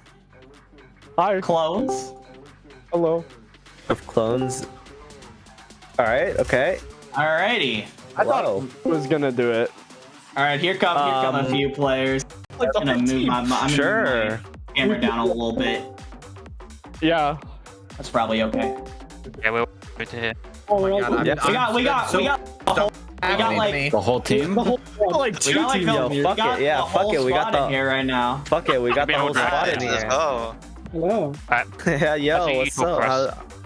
How's everyone doing? I mean, you guys got your first dub on the board, a nice start to sub tourney. You guys looking to get keep the momentum going. So how are you guys feeling? pretty good actually. Feeling like an insufferable bitch. Okay. The horse Kovacs bro. Yeah, horse Kovacs. Nice. Theory. So Kovacs coming in handy. I see. Yeah, you guys look very strong on control. It was very close fought, but here on the Bonnie, you guys were able to close it out. Definitely looked very, very uncertain at the beginning, but you guys were able to. Yeah. You guys are definitely able to close it out. So at the start, we were kind of struggling to take space. So eventually, we just had to brute force it and go bottom with bolts. Yeah. Also, we got a pick, which is, kind of nice. Yeah. That's how you win, right? yeah, true. I do want to go back to Ilios for a second there, because we saw some very interesting mid-map adjustments coming from you on that map. You started off on, I believe it was Winston and Sombra, trying to do sort of like a brawl EMP Blossom comp. And then mid-map, you swapped the Sombra to a Tracer and a Winston to a Wrecking Ball, and you found a lot of success with that kind of comp on for the rest of Well and then on Lighthouse. What went into those mid-map swaps, and why do you think it was so effective? I can talk about the ball first, if you want. All right. So the ball, at least on Well, it started as like just a overtime contest pick, but as that map kept going, I noticed that their team would play really stacked together, so slams would get a lot of value. We could follow up really easily on that. So I asked if we could stay on it, and thankfully the team trusted me to play it well. I forgot that contesting point is a thing on Lighthouse though, so I didn't do that until later on. It happens. Yeah, true. Lighthouse. Yeah. I started out on the Sombra, and I think I swapped on Well because honestly, I just wasn't really comfortable on the map, and I wasn't getting as much value as I thought I would. And it ended up working out, and swapping to the ball also obviously helped that, and then the momentum kept going, I think. So now I have a quick question. This is regarding Nepal and the double shield comp that you guys tried to manage to run there on attack on Nepal. Was this mostly as a response of seeing the baby eaters primarily running like a good amount of Winston and figuring that they would probably be running dive into this, or was this just something that you guys have been toying around with and something that you guys it's like your standard pretty much?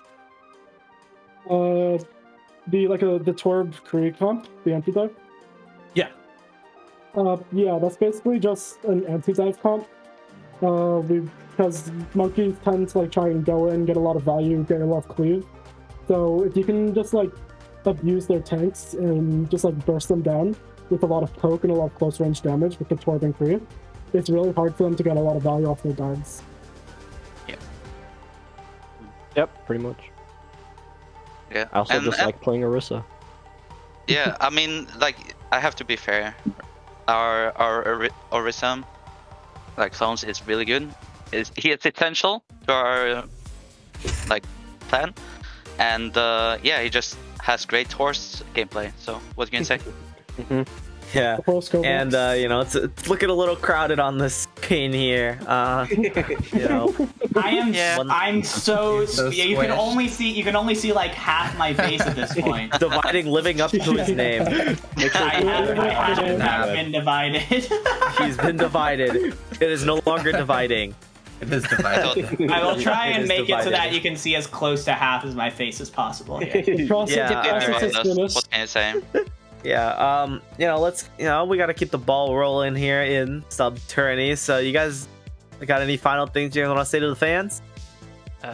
Yeah, I'll go quickly. So, you know, as the manager here, like, just listening and like waiting for your team to do stuff and like play and stuff. It's really nervous, especially listening to the comms. And I thought everybody on this team did exceptionally well. Especially for our first game, you know, there might be some nerves and stuff, but I think everyone did their absolute best, and big shout out to Baby Eaters. They played really well as well, gave us a great game, and yeah, we'll see everybody tomorrow for the next games. Hopefully we'll get through.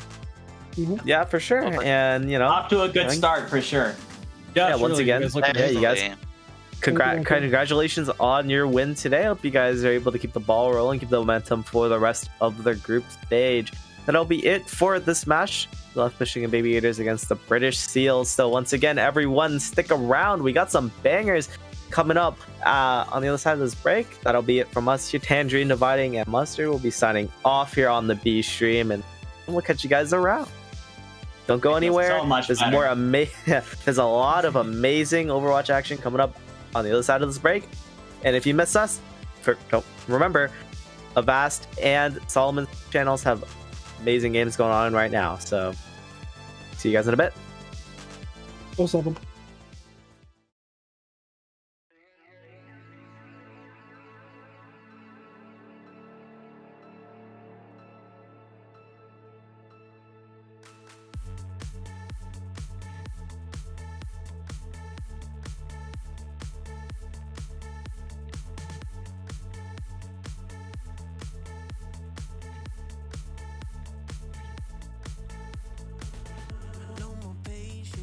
When I'm feeling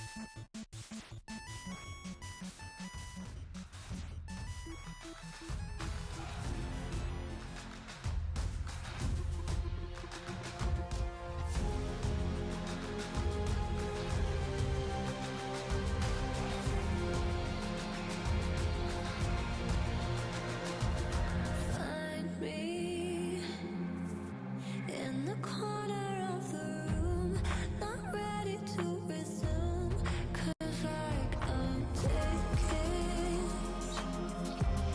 don't wanna be alone, but I'm not in the zone. I'm looking for somebody,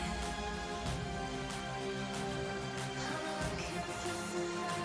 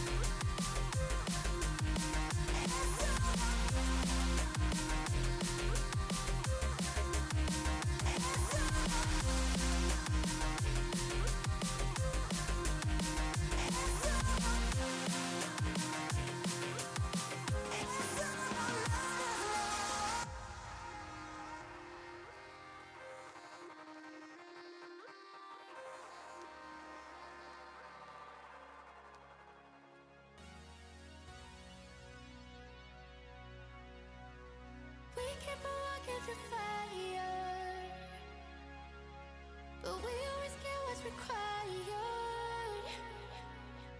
So many things we desire, but I only bring you a lighter, so we can add fuel to the flames. Keep on playing games. Oh, adding more fuel to the flames. I know I'm to blame.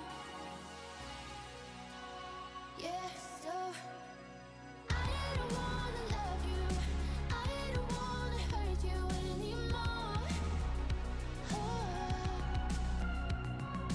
I don't wanna hold you, I don't wanna hurt you anymore. So I think you should walk out the door, out the door. I don't wanna hurt you anymore,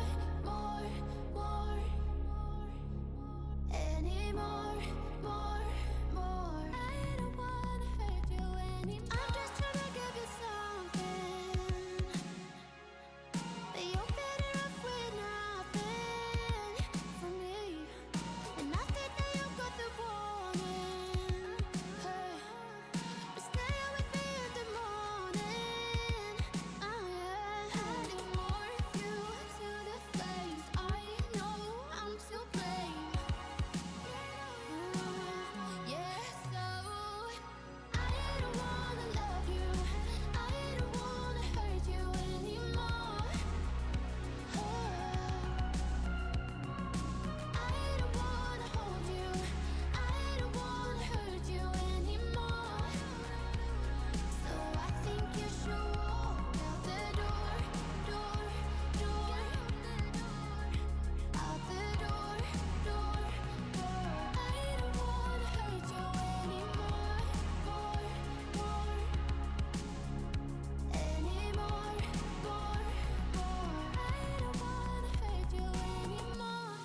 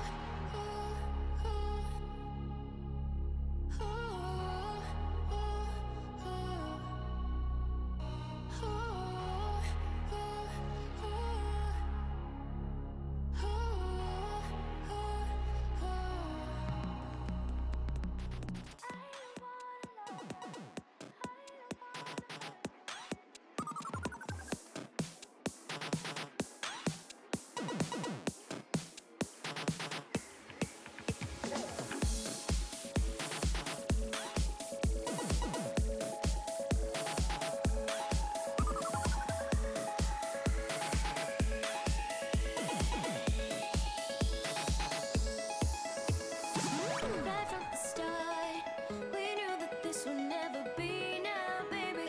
Be now, baby. We're miles apart, and we just wanna let it free now, baby. Free now, baby. 'Cause I'm only living for today, and I know you're understanding what I say. We're out of time, so I'm keeping my heart safe and sound.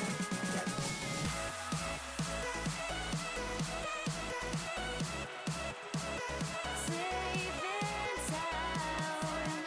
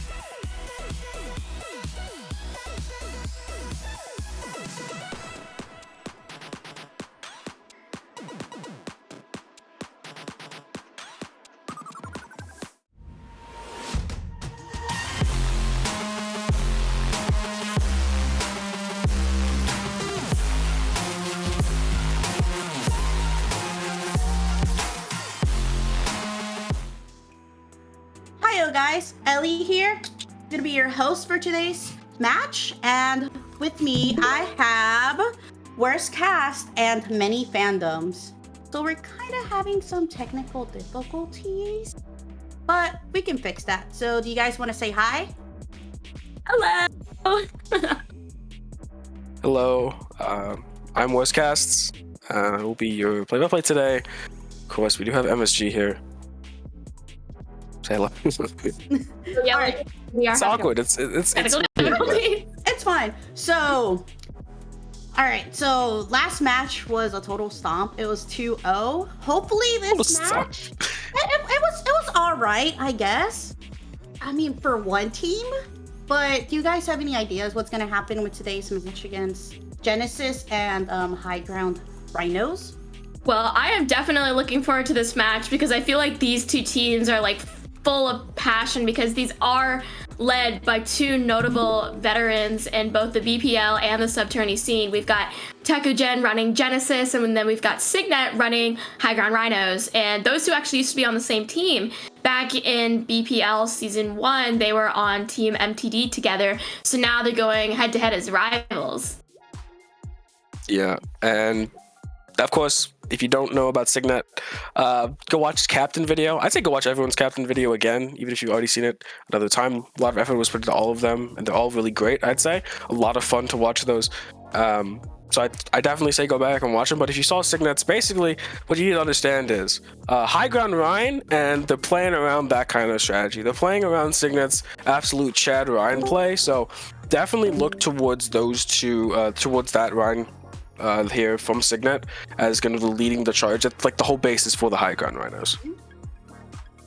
So we're expected to see lots of Rhine plays from unexpected areas, I guess, from high above, from the Rhinos. And what about Genesis? Do you guys think anything cool is going to happen over there with Genesis? I think that the Teku Ryan is definitely going to make an appearance and land a fatty shatty.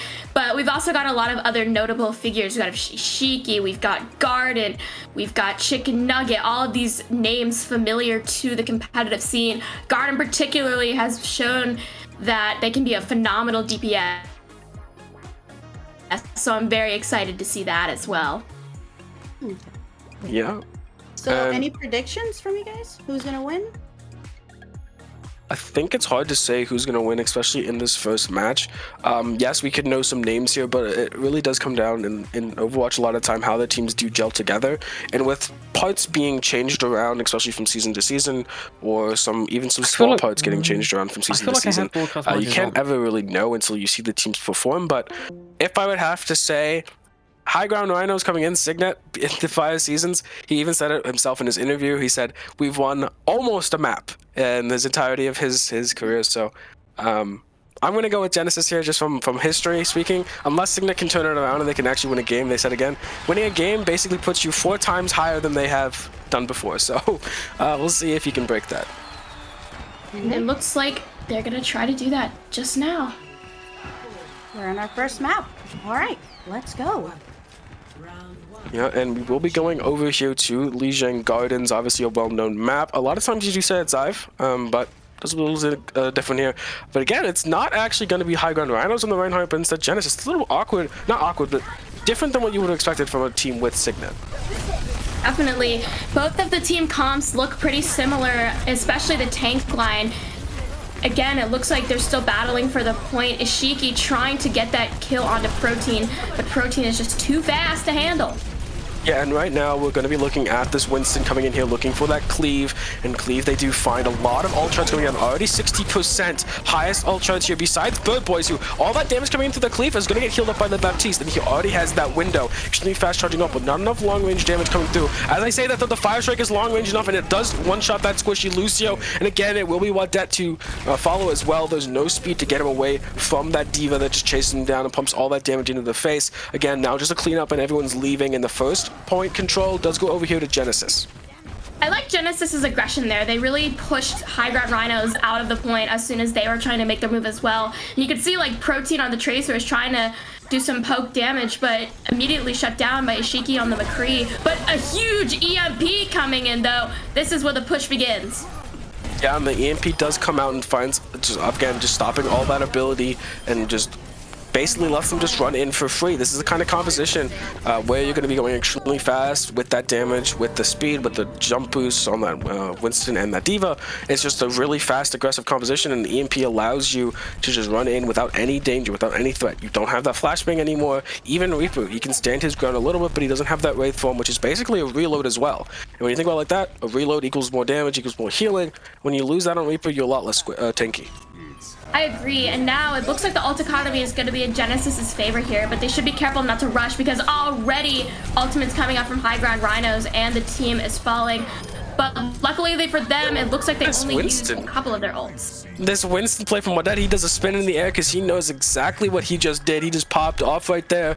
Could even be play of the game because we know how that likes to do with those environmental kills and looking at this stuff. But look at these ultimates available here for Genesis.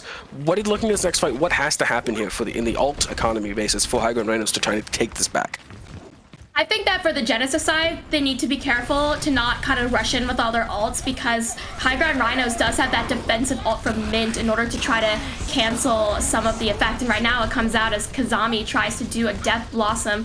The fight still looks pretty even just as Scotty pops out the beat for Genesis. Yeah, the later beat for Scotty gives a lot more of that effective HP over the fight. Again, a lot of things that's always said is the second support ult is better typically, and that does prove true here as well, as Scotty's beat does find a lot of value, more value than Mint's beat, and leaves them to flipping the point once again. This has been a very flip heavy point so far, already 40% and counting, and moving to the next one, I could see it flipping again. That EMP is up. Especially that EMP from Drakey. They got caught last time, so it's up to the rest of Genesis to try to make sure they can spot out that Sombra as quickly as possible because they want to get as much time as they can on the clock if indeed the point does flip. EMP comes out, only grabs Tekugen, but still they're going to rush in on it. Yeah, they tried to bomb to create some space, but they don't quite find it. Tekugen is down. The Bapfield was taken out by that Winston cleave, and now it's time to push forward on this point. The EMP once again proving to be a very useful shield here for High Ground Rhinos as they take back this point very shortly. The hack comes out to Scotty. Can't do that Lucio stall that you see on Li Shang. And again, another swap. Teku's here on that ball. He's lost his ult charge. Now he's getting hacked up. He does get a little bit of stall there.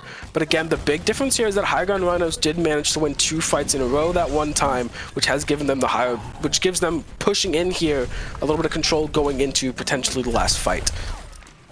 That strategy that Genesis just did is a little interesting to me. They tried to stall as if it were in overtime in order to try to make this quick once they flip the point. I like that confidence coming from them though because their ultimates are growing in the economy, and I think in this fight they need to try to either win it because you can see the time is coming really quick for High Ground Rhinos or force the ult. Wait, then from Teku, he takes the bomb and with it his life as he does manage to go down in this last crucial fight. Ishki is still alive, does be shooting away on that Peacekeeper, but I don't think it'll be too much. The Bap is then in the backline. Wada has been an absolute killer this entire round, but Ishki, as I say killer, he's taking out 4, taking out almost everyone on the opposing team here, and now the beats build up from Mint though, but Scotty has one of his own. Once again, the second beat coming over to Scotty as the point does wind down. The overtime wick is burning, all thanks to heroics from Ishki. I Need Healing really needs the healing right now. 100 HP or less, the field does come in. A little bit of those hops coming out from the Baptiste, the bomb to create some space. Moira is found without that Fane, they lose their life. And again, the Sombra out of position as well. Without the cloak, without the TP, does manage to lose their life, and Kazami on that point, on that Reaper, is going to be impossible to remove. That was definitely a really long fight, but luckily Genesis was able to come out on top, and I don't think they're going to be able to touch, and that is going to be a round 1 going to them. But I think that they definitely need to take High Ground Rhino seriously because there's a tough fight to win, but this already tells me this is going to be an exciting match. Yeah, and really interesting that we saw a different look here from High Ground Rhinos, right? We didn't see Signet on that Reinhardt. We instead saw that Moira ball composition that we saw we've seen in high-level Overwatch for the past month now. So now we saw that pop out. But again, we're going to be seeing Signet go back to his tried and true method. This is Night Market, this is SimTP land, this is Ryan time, and it's going to be up to that to see what these two teams could do. It's a battle of synergy, I feel like, because each team, we know that they're super strong and super aggressive, and it's all about which team can go in together as a unit. TP's dropping down. and they're both there on the exact same time. Yeah, again, both these teams on the same time, but again, Signet does find Ryan in the first, does find Scotty on that Lucio in the first instant there. Now the D.Va just trying to do suicide to that point, and that's going to be the sim TP strat. You both see up top, TP up top. Whoever gets that first pick or the most damage coming out of the TP is going to win that fight, and now they have point control, and now it's going to be extremely hard to remove them. If you are Genesis here, how do you remove them from this point now that they're set up? So as you can see from the setup, they have the turrets guarding the front, so they shouldn't go main unless they have a really nice defensive ult like beat or a strategy to kind of speed through. They should try to go around the other side, but then again, there are characters like the Lucio and Pyke, possibly even the Sigma that can boop them off, so they're kind of stuck here. But I like the strategy here where they're going to get behind them with the sim. Yep, going in behind with that sim, going to be using that to try and go in and out of the point, but the TP is destroyed, and Teku finds himself on the other side of a wall, and I need healing in a lot of danger here. Doesn't have the E available, the shield keeping him alive just enough, but Teku's gone and so is Ishiki. That's damage, and that's your shield. That's everything you need to try and break this point open. It's just not there for you. Now you have to back up and go back to the drawing board, and not a single ult was expended here for high ground Rhinos. They basically won that fight for free. Yeah, the turret placement there from Protein Shake is really hurting Genesis, because when they tried to go in, even with that TP, I could see, like, for example, I need healing. He was just being pummeled by those beams. But they have more ults now. You see Kazami has the Blizzard, so we're going to have to see if they can make a move. It's time for a light show on point. Both the walls are out, the window as well. The beat comes out in response to this Blizzard. A massive one finds 4 on the point. Everyone is frozen up, but Teku charges into his death as Kazami loses their life as well. Signet finding 2, and again, it will be High Ground Rhinos taking this point back, but every ult expended from the entire side of High Ground Rhinos, and Genesis didn't have that Shatter, Flux, or Beat available, so they didn't use it, and maybe that's a blessing here, as it's going to be their only chance to get into this point. Yeah, they did force the High Ground Rhinos to definitely use up all their defensive ults, and really any ults, period, so they have about 10 seconds left to try to get on and make their move, but like you said, their ultimate advantage here is going to let them win. Yeah, and right now the beat comes out, gives him so much effective HP as Teku having to run back. He finds a Shadow onto 2, Lucio and the Mei are on the ground. They cannot run away, and that Mei cannot use any of that CC. So yes, they take back this fight, but the only ults they had are now gone, and High Ground Rhinos has Sim TP, a very slept on ultimate. It's one of the strongest in the game for just setting up on a point or getting into a point and just staying there. Definitely so. The ult economies for these two teams right now look fairly similar, although it does look like the support ults for High Ground Rhinos are going to be online pretty soon. And this is 99 to 18, so Genesis has to have a flawless round here in order to keep themselves in the game. Yep. And the wall does come out, and you see how much pressure that has. You just have to kind of walk away from it, run away from it, but that one, when you as Signet charges away from the wall, as he does manage to go off the map, but with that his team does take the point. And now I don't see this really any realistic way for Genesis to come back in and touch this point even, and that they won't be able to do. Again, a really nice job there from High Ground Rhinos, back onto what we could have expected from them, which is that Rhine composition. We see that it works out very well for them, and again, good news for them. Next map, because we've already played the other two, has to be that control center. So how do you think these two teams are going to approach this map? So one thing that I noticed on the last map that High Ground Rhinos did that Genesis didn't was keeping Protein on the sim, because that character allowed for such a great point setup, and it looks like what these two teams are doing now, you can mimic that here, and then especially with the Junkrat, so they're gonna do a mirror comp. And I think that's going to be really smart, because no matter what you play, it's all about point setup and who can get there fastest for the control. Yeah, and it looks like both these teams will be mirroring the compositions here. This is very common. We've seen this in earlier games today, even as the Junkrat and the Sim seem very popular. They're both going to go into this white room here, try and get so much damage. But if you're this team to come in second here, you basically have to kind of back up as far as possible and kind of try to take the outside. Because you try to go inside, you're just going to get poked out. Look how much damage is taken. Look how much ult charge has been built up for the Sim. Almost 20% over Protein Shake. Is Ishiki going to be doing the Reign of Terror on this point? Now though, they're outside. They stayed in white room a little bit too long. Teko's shield is a little bit too low to actually try and move out and contest this, but that doesn't matter when Kazami takes out Protein Shake in the backline. A nice counter pin here does put 2 Rhines on their back, but the tire already available for Kazami, and that's because they were the team with the first control over that side room, and that gives them all the spam advantage in the world, and it pays dividends. I was a little worried that High Ground Rhinos was on that point first, but I think that Genesis played that really smart. They kind of waited it out and then went for the perfect time to strike. Perhaps they were waiting for Kazami to get that ultimate tire so people could die. So now it's up to High Ground Rhinos to use their 3 ultimates on the table to try to break through this defense. Yeah, and right now they do have that BAP window. It's going to be very useful at trying to break through those shields as fast as possible. And it's already proven dividends. It forces them back along with that tire. And everyone is now down. Drakey takes out massive damage and massive heals, both gone. Kazami and Scotty trade back to you, but it won't quite matter. This point is going to go over to the High Ground Rhinos here. Kazami's body is a little bit of a flip in the air to celebrate there, trying to fight back. And now the Lucio is going to be taxing back, and this means they can't really get a close hold. So that's at least something good here for Genesis. And Drakey with that Junkrat tire really created a nice opening for the rest of High Ground Rhinos to come in. And Genesis has actually done that as well too with Kazami's tire. So I feel like this map specifically, you asked me about strategy. I want to say now it's all about the Junkrat, who can do the better tires, who can get the better damage. Speed comes just in time there to keep Teku up, but it's not enough. He does end up getting Wadet though, as both the fluxes were cancelled, it felt like, as none of that damage really eventually came out. But that's given Ishki the space and the resources they need to try and go on that flank and get the damage needed to really just take over this point and win it for them. Very similar to Gardens now, we're just going back and forth, and it's been pretty even so far between both these teams. It really has. Like, every single fight you see the point flip. And there's a huge shatter though coming down from Signet, and now it's gonna flip once more as High Ground Rhinos start their aggression. Yeah, we're gonna just play a seesaw match here, which can go back and forth, as these two teams are fighting it out very even and close. But now this is the first time we're gonna see a team gonna be able to pull off this close door hold, and now this is a real killer for teams. If you don't know how to rotate, you can get stuck here forever. That is true. Sometimes going down mid is not the best option, but it's not the only option on this map. There are other ways to try to prevent just like that.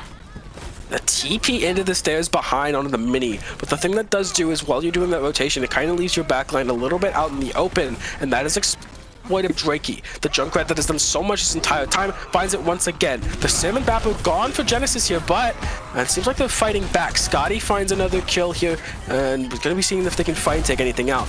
But there will be Butters putting an end to it as everyone ends up going down. Now the first time with 2 consecutive fights have been won by a team, and now 80% in counting. This is going to be last fight territory.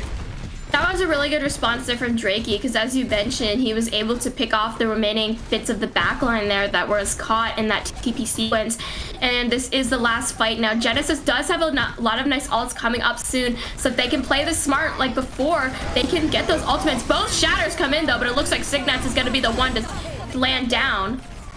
Yeah, and right now it's going to be another leg show on this point. There's just both walls coming out here, and it looks like 3 up here now for High Ground Rhinos. It's going to be very hard to fight on this point with that Symmetra wall in the way, and actually too hard to even win it as High Ground Rhinos win a map. And now it's going to be a very good start here coming in as they only need 1 more to win this game. That was a really good showing from both teams, but I think that High Ground Rhinos really had those little plays at the end that allowed them to secure those important fights, like we saw, for example, with the Drakey Junkrat, or with that last play, how Signet was able to land the shatter after Teku's and gain the upper hand in that last fight. But both teams definitely show a fighting spirit. And we got to remember that map 1 for Lijiang actually wasn't one-sided at all. It was super close. Yeah, and we are back here, joined here by Ellie. So Ellie, what do you kind of think about what just happened? Okay, so at the beginning, I was really confused who was going to win because it was like head-to-head, neck-to-neck. I think that's how you guys say it. But it was really close. And then on top of my head, I was like, yo, all you need is Rhine to win. Once you pick Rhine, nothing can go wrong. Just pin everyone, hammer away. That's all I'm saying. What about y'all? I like the Rhine appreciation coming from you, Ellie. But you have a point though. Like, if you have a solid tank line, you have solid chances. And both Reinhardts have been known to be some of the best we have in the leagues and sub-tourneys. So map 2, whatever it may be, I have high hopes. Hopefully, it will be a good match. I think it might. And we get to see more huge tanks swinging away at each other, and we're gonna see who's the better tank, I guess, after this match. Yeah, and it does look like there will be a little bit of a break here coming in for Garden. They have asked for a break. It seems like they will be receiving that. It is 10 minutes, so we understand that the earlier kerfluffle with the production mishaps happened, but we also do have to respect players when they do ask for their breaks. They definitely deserve it. They're playing the games that we are enjoying, so give that to them. So we hope you do hold with us here as we wait to this break. But again, looking at this and looking at this next map, what could, like, we're gonna obviously see more of that Reinhardt. We saw that Signet obviously wanted that Reinhardt in those later 2 rounds. Of course, the first one, Gardens, isn't really that known as a Rhine map, even though Teku wanted it to be. But where do you think they keep pushing for that Reinhardt? We saw the Moira Diva, the Monkey Diva. So do we see more of that, or do they just go back to Reinhardt that has worked so well for Signet before? I think that, as you did point out, both strategies have worked for them. So I feel like it depends on the map, because of course there are some maps that favor that rush style, but that, like, for example, like a 2CP or something. But then also there are those more open spaces that prefer the dive. Honestly, I think at the end of the day, for whatever match it is, they're just gonna revert back to their comfort character, or hero, as they say. And whatever they pick, they're just gonna go at it full force. And it'll probably just be Reinhardt again. Yep.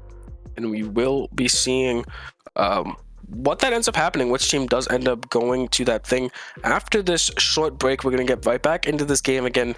It was asked by a player, and we do respect what they want, so we did give them that break. And we're seeing after the short break, we'll be seeing you back again. We'll see does this match get decided here, or will we be going to another map? Will this be a 7 map match? A 20 map? The barn burner? Who knows? The eternal match. It never ends. The eternal? So okay. How did y'all feel about?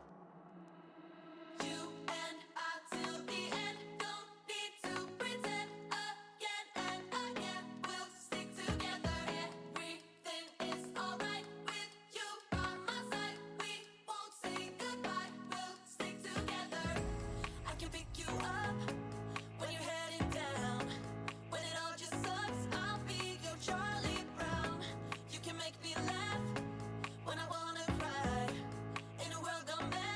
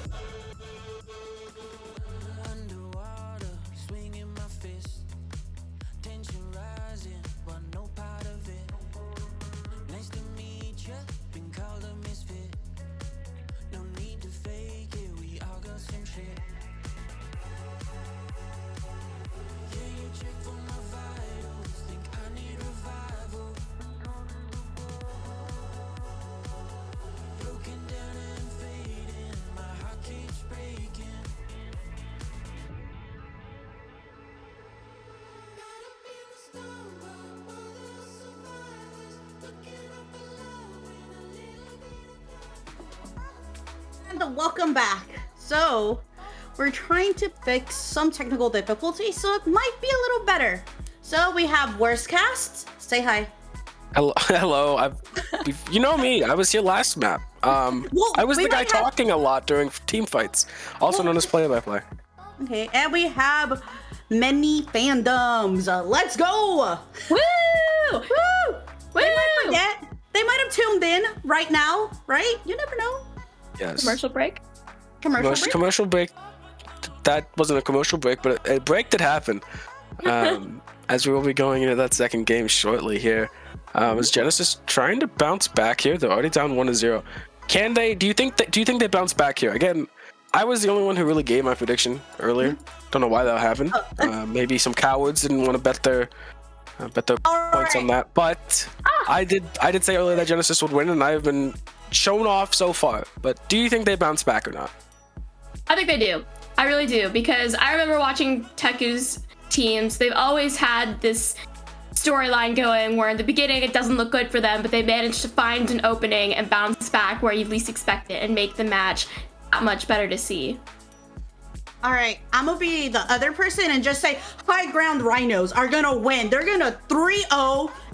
Genesis will not get a map, even if it's important right now, because let's be honest, later on, if there's ties, it's gonna go to map differential, right?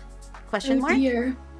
Yeah, if there is a draw, we gotta keep going until somebody gets to 2.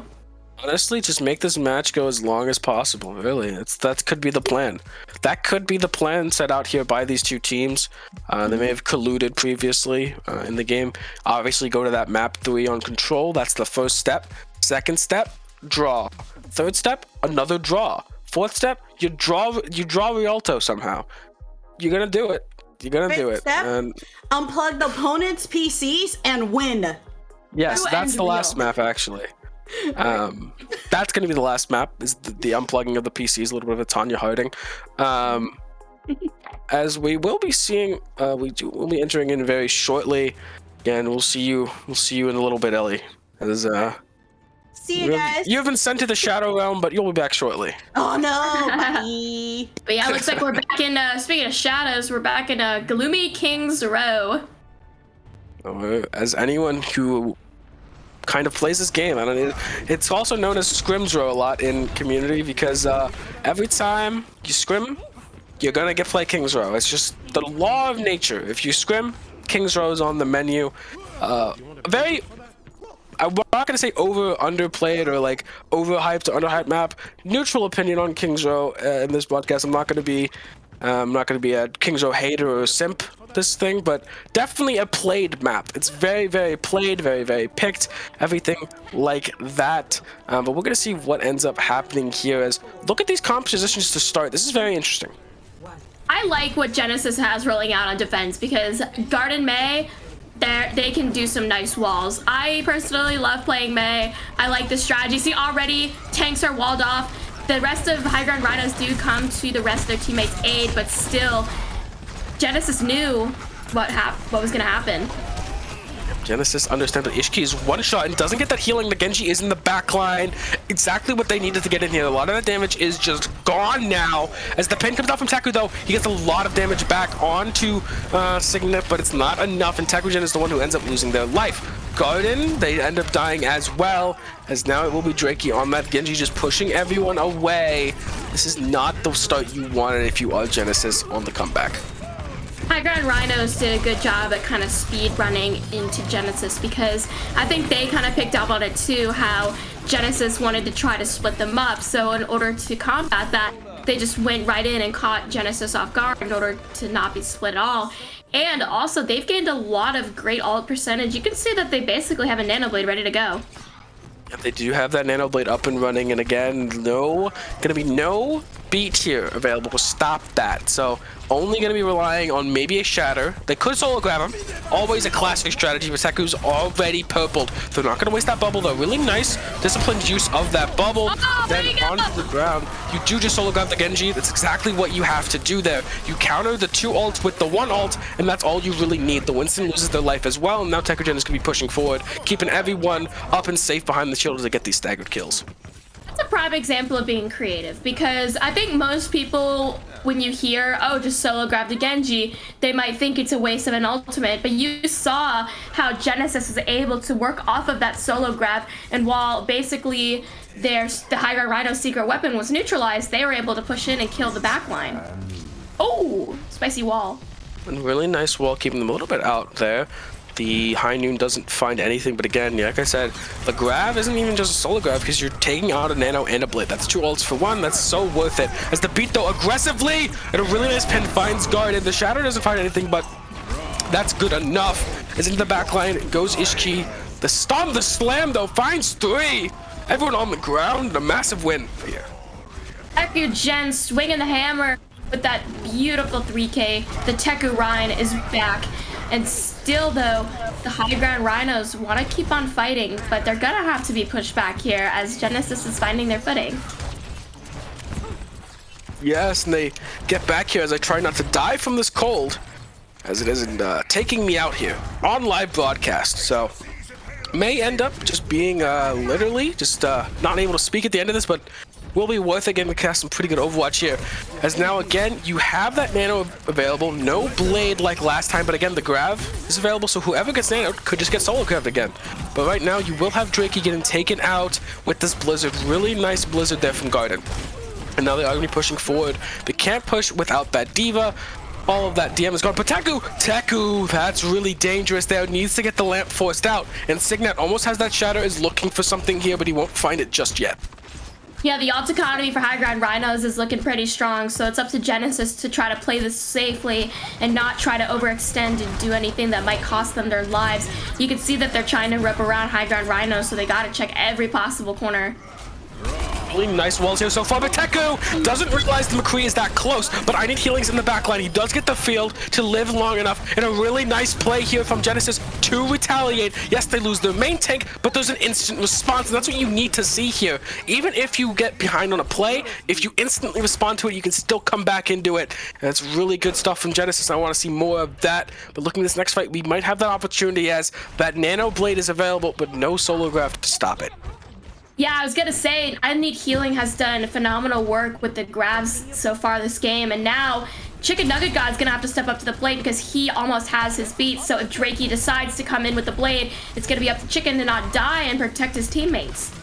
Seems to almost be getting it. He might even want to swap over to healing right there. Yep, to get a little bit more of that ult charge coming in. Everyone's hiding, buying time for the beat. I like that a lot. You use the High Noon. It's a very useless ult a lot of the time. You don't get much value out of it except for zoning, except for buying time, and they use that to try and build up that beat. And now both teams are just scared that the other ult combinations are going to get countered by the other. So right now they're pushing forward here, taking a lot of position. I like this. They took the high ground positioning, and now here's that Nano Blade. But the beat is out, and no one dies to it just quite yet. And the Zarya is low, but gets back into the field and doesn't die from it. 30 HP or less, and they still do not die. The Genji instead is the one who loses their life, as now marching forward again. Another grab for I Need Healing. They've been pumping out so much damage that, honestly, it's kind of incredible what I Need Healing has been doing this map so far. I definitely agree, and that beautiful, beautiful chef's kiss response there from Genesis to what High Ground Rhinos was trying to do. We saw it clear as day, and we see now that they're going to try something different, especially since Drakey is going to go onto the Doomfist now. No more Genji. Yeah, you maybe see that even if that Zarya dies, they have the reset for the Genji. But right here, it's gonna be a grab really close right now. The beat though is available, and there's no beat for Chicken Nuggets, and they've lost Ishki. A lot of that damage, also that CC, and now I Need Healing is split. He doesn't have that bubble of help to keep them alive, and he's caught out in the bar, caught slacking, and now he's gonna be pushing this Diva. He misses the pin, and the remech comes in, and with that, Bird Boys and Chicken Nuggets are both down. That's what's gotten, and that's second point going the way of High Ground Rhinos most likely, as these spawns won't be able to get back in time. I liked the way the High Ground Rhinos approached this, because Wadit was trying to use that bomb to, again, make space to try to move in, but ended up killing 2 people, which is great. And although Genesis tried to stop that push, they got unlucky and missed. So that was a good play for High Ground Rhinos. They still only have about 1:40 to complete this, and I think that Genesis doesn't want them to. You can already see now their aggression here. Yeah, and they try to go aggressive, to go faster than this Blizzard can come out, but they just can't quite do it. And oh, that Shadow coming out after Signet loses their life, but Taku is actually the one who gets traded out during that exchange, and now it's a little bit of a ceasefire on this, not a ceasefire, but a standstill on this point. It's going to be Protein and Ishiki trying to trade down blows with that Peacekeeper. As Garden goes low, Protein is hitting their shots right now. They need to be very scared of McCree that's hitting their shots. And now their main tank is back before Taku, so now they can actually try to push up here. They field behind with Protein Shake on the high noon. He pulls at the last second and takes out Garden, and now Taku is down as well. The lamp was also forced in that exchange, so now everything is on the back foot here if you're Genesis, and now with something you could have even held on second point, you now might be getting pushed into third with time. You have to come out and try to stop it, but how do you do it? We see now their stall characters are coming out. We've got Diva there. We've got the Lucio on the beat as well. But Drakey in the backline. I don't think anyone's going to be able to look at him because they're so concerned about stalling that point. He's just going to get so many free kills like that, and boom, cap the time. Yep, you were looking to try and stop the cap with time. Instead, they end with 31 seconds. Not more than a minute, but still time on the clock. So this will not be forced into a draw if Genesis does cap with more than a minute. So now it's going to come down to the attacking side. And yes, you can say, yes, High Ground Runners finished the map. Yes, they have 30 seconds, but it's not over. It's not even in their favor just yet because Genesis could still set a remarkable time here. It's King's Row, a map that almost everyone is comfortable with, and a map that can be easily... that can you do very well on the attack with how the map is kind of designed very neutrally in some ways, where as opposed to other maps where some maps were like it's so heavily defensively favored, but this map is pretty evenly split for attacker and defender. That's really true. Every team has an even chance, and I think that Genesis was just in an unlucky disadvantage there because, like I was saying with Drakey on the Doomfist, where you're so desperate to stall for time on that payload because you don't want the other team to complete, their team's DPS can just go and ravage you in the backline because you're not paying attention to flankers, you're paying attention to the car. And I think that Drakey did a really good job at exploiting that, which allowed High Ground Rhinos to take the map. But speaking of High Ground Rhinos, I don't think I haven't seen a lot of High Ground Rhine gameplay just yet. Now this could be where it starts. We could see Signet try to hold that. I think maybe he's moving away from the high ground spam because I guess he wants to win more. Honestly, not the greatest excuse I've ever heard to lose your shtick. But hey, to each their own. He will be trying to win more games, and you already won a map, so that's better than some seasons or some teams you've had. But Taku does miss their pin into that wall right there, but that's just fine. They still get a lot of that pressure down, and it will be the Rhine losing their life. Signet goes down, and now time to push onto this point. Taku doesn't have that shield, but it's fine. The flank comes in from Ishiki, and even if that Fan the Hammer doesn't kill the Doomfist, it forces him to back up when Doomfist wants to be going in. They can't really with no HP, and they even try to go for I need healing, but the pocket comes in, and they will not be losing their life as well. The Diva charging onto this point does take out Taku, but the both windows are going to come out here as the high noon is popped. That's the thing that High Ground Runners don't have, because they have that Torb, have that Doomfist. They don't really have that mid-range consistent damage outside of that Torb left click. But somehow Wadet has managed to pin these McCree from spawn, basically, as I Need Healing goes down as well. The beat is out now for the High Ground Rhinos, and they managed to stabilize that. That's kind of incredible. High Ground Rhinos made a great comeback there. They used their ultimates efficiently because although they did get pushed back early, they were able to still gain enough ultimates to come back and win later. And they still look really good in their economy right now too. So now it's up to Genesis to try to use what they have to get back at it. They only need one more tick because they did hold out. And Doom, Drakey already down. This is a good sign for them. They don't have to worry about the backline anymore. So now they just have to try to break through this defense, which should be relatively easy for them as they start to move forward. Beat coming in too. Yeah, that's really all you kind of need there. Is the Doomfist gone? A lot of that pressure is gone. But the 12 ult is on this point, along with the bomb in the shatter. The bomb doesn't take anyone quite out as Garden uses the Blizzard. And I said that this was going to be good, right? For Genesis, they could still set a pretty good attack time here. But it looks like after winning that fight that was in their advantage for so long, it's now been flipped on the head. They are reeling here. Yeah, they looked like they had a strategy, use the ultimates to defend themselves with the beat and the blizzard, try to catch them off guard. But again, high guard Rhinos' responses to what Genesis was trying to do has just been great this entire match, despite the fact that they're always the one to get the first pick off. I think they need to definitely aggress on that and take advantage of what they have done. Oh my, how do you... Oh, that's crazy. They lost their bat, but they've traded it out. Ishki with the massive high noon. I was going to say something about losing 2 people on the aggression is not what you need, but now they're kind of even here, if not up. The Doomfist will be back soon. He does have the ultimate, so he shouldn't feed like normal, and that he doesn't, as he just takes out Ishki with a clean rollout, and now he's going to be jumping into nothing right there. Does get the counter pin onto the Reinhardt, and the beat is there to counter the grab. This could honestly be a full hold here, as they can't even make it through this first point, and now they have only the one tick needed, right? But you still have to kind of win a fight there. And even if Drakey is dead, literally 99% of the time, if the 1% of the time he's not dead, he's coming back and killing you, McCree, that's still not good enough. I don't know what to do here if I'm Genesis, because I see that they're trying so many different things. Or like Shadow. Man, the creativity coming out here from the high guard Rhinos with that play.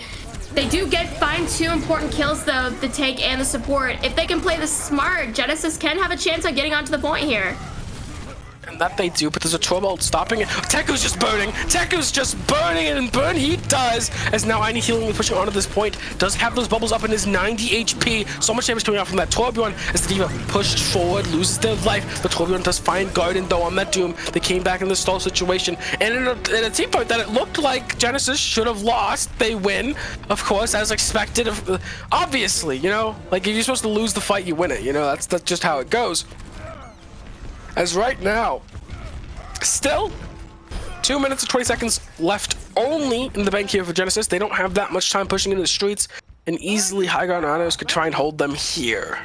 Well, these are the kinds of fights that keep viewers on their toes, because like you said, it wasn't looking good for Genesis, but they miraculously pulled through. But their time bank is less than High Ground Rhinos from on point B, so they do need to be careful about how they approach going forward, because it took them a long time to break through High Ground Rhinos' defense. So if they manage to set up again, that's going to spell bad news for Genesis. Yeah, and right now Ishki does have that high noon available here. The grab as well. The main thing that's been separating these 2 teams, one the D.Va, one the Zarya. As I say that though, Teku hits a massive shatter. The Doomfist goes in the back line. Teku goes extremely low, but he has that immortality field available. That is now gone, but they can re-aggress. There's not much to keep them on their toes here as the Doomfist goes in. Once again, Drakey spends 99% of the game in spawn and 1% rolling some DPS player. As it did not end up rolling DPS player there, so I guess it's time for spawn. But there's a lot of damage here as this Torbjorn is going on a wild ride, and actually the grab here from I Need Healing is eaten. So a massive ult out of the way, as now it's just going to be a battering ram here for Wadet, who I don't think we ever addressed this, but Signet hasn't been playing the Rhine. And I think that concerns me a little bit in some ways. Is this fight should be, and I'm going to say should be, cleaned up here by the side of Genesis, but we don't know what quite happens with this match so far, as they do push us in, and yep, they will clean it up. But again, Signet not on that Reinhardt. Yeah, it is pretty interesting to see that Waddet's taking the reins, because Signet has been known to be a good Reinhardt player, but Waddet seems to be doing well also. But I think that's something that Genesis is doing well, they seem to have adapted with, is they're not really letting Drakey do too much. I feel like whenever he goes into the back line, he may inflict some damage, but I feel like he always gets punished before he can do anything scary.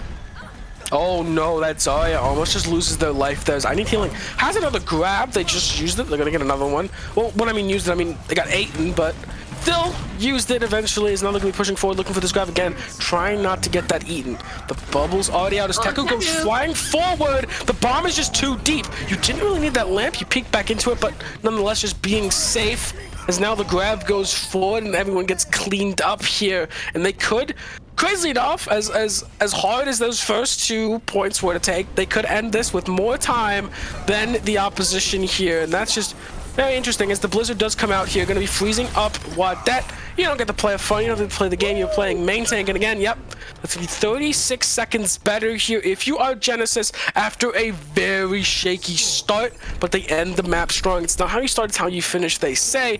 At least all the posters in my classroom said. So we're going to see if that stands true here. You know what? Props to Teku, though, for that last push, because we were kind of reacting to him going in with that pin, and we were like, oh man, Teku, don't die! But actually led the team to the aggression, which allowed them to catch high ground Rhinos off guard. And they do have more time, albeit 36 seconds, but in Overwatch, even 1 second can make the greatest difference. So Genesis, like you said, rocky start, but they look like they've found their footing, but they still gotta be a little bit careful because high ground Rhinos definitely has that desire to win. Yeah, and Drakey is not on that Doomfist, so he's not playing Spawn Simulator this time. Instead, he's playing Don't Let the Main Tank Have Fun Simulator, which I think is a much more effective strategy to go into this, to play that simulator game, to boot that up on Steam, as it'll lead you, not only does it lead you to victory more, but also leads to the enemy team not having fun. And I think at the end of the day, that's the most important part, right? If your enemy team that you're playing has fun, you failed your job. It looks like the high ground Rhinos are definitely having fun with this little dance party here. Yeah, so they don't seem to be messed up too much by Garden's May. The spares are still a little bit high. As they go in here again, we're going to see the Zarya versus the D.Va. What is your take on what the Zarya versus the D.Va gives these two teams here? Well, I believe it happened during round 2, as you pointed out, but if Wadit can eat I Need Healing's grabs, which has been one of the best tools for Genesis, things can go south very quickly. And you already see they're trying to rush, but Genesis knows that, and they're going to try to pummel them right here, right now. Nice counter pin, but Teku is going to be frozen up there and loses their life. As again, now that Reinhardt is gone, the point just crumbles behind it. Again, I think it's interesting.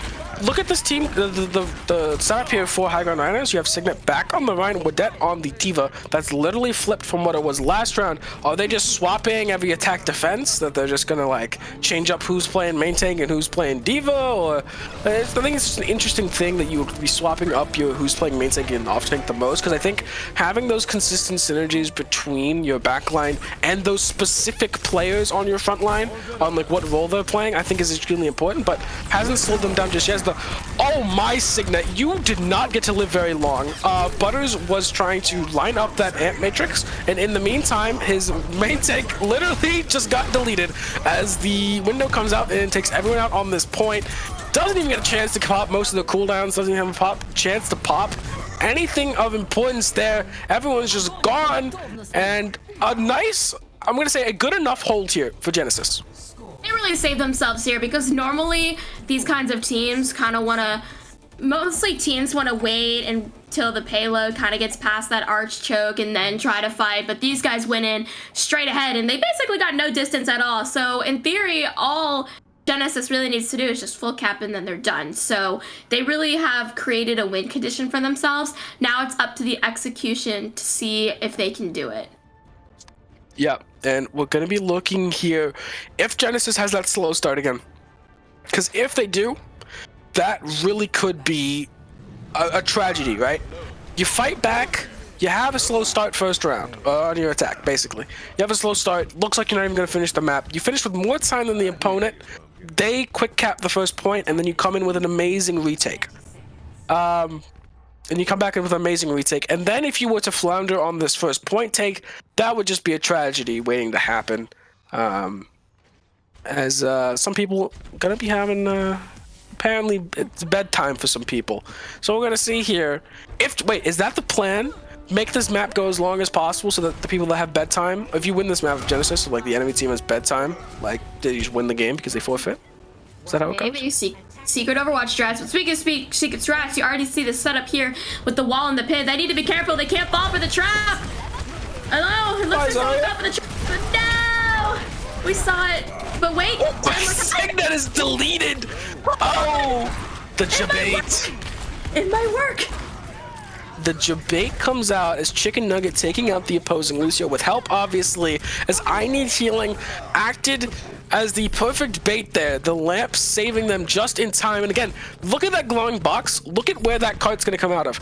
I want you to know it's going to be very fast, right? So you have to come in instantly for this retake, and even if they lose this fight, unlike what happened with High Ground Rhinos, where like if they lost the fight instantly, the round was over, that's not the case. They still maybe even have that recontest with the spawn being so close. But again, the very aggressive wall, Teku drops down, doesn't hit much with anything, or the pin, as instead will be Drakey on this Doom Fist, will be going in, but still 40 seconds as Teku found 2, and that spawn is all the way over there. They have to get these staggers. If they don't get these staggers, this map might be over, because you're gonna be so down, as Drakey does find the 1 stagger, but there's still gonna be more. They've lost their BAP, they've lost so much healing. Can they keep in this? I don't think so, as the Master Shadow takes down 3, and Teku, we're gonna go to a map 3. He's saying, we are going in. This is my new Genesis and will not be stopped here, as they do end up taking the round, tying this up 1-1.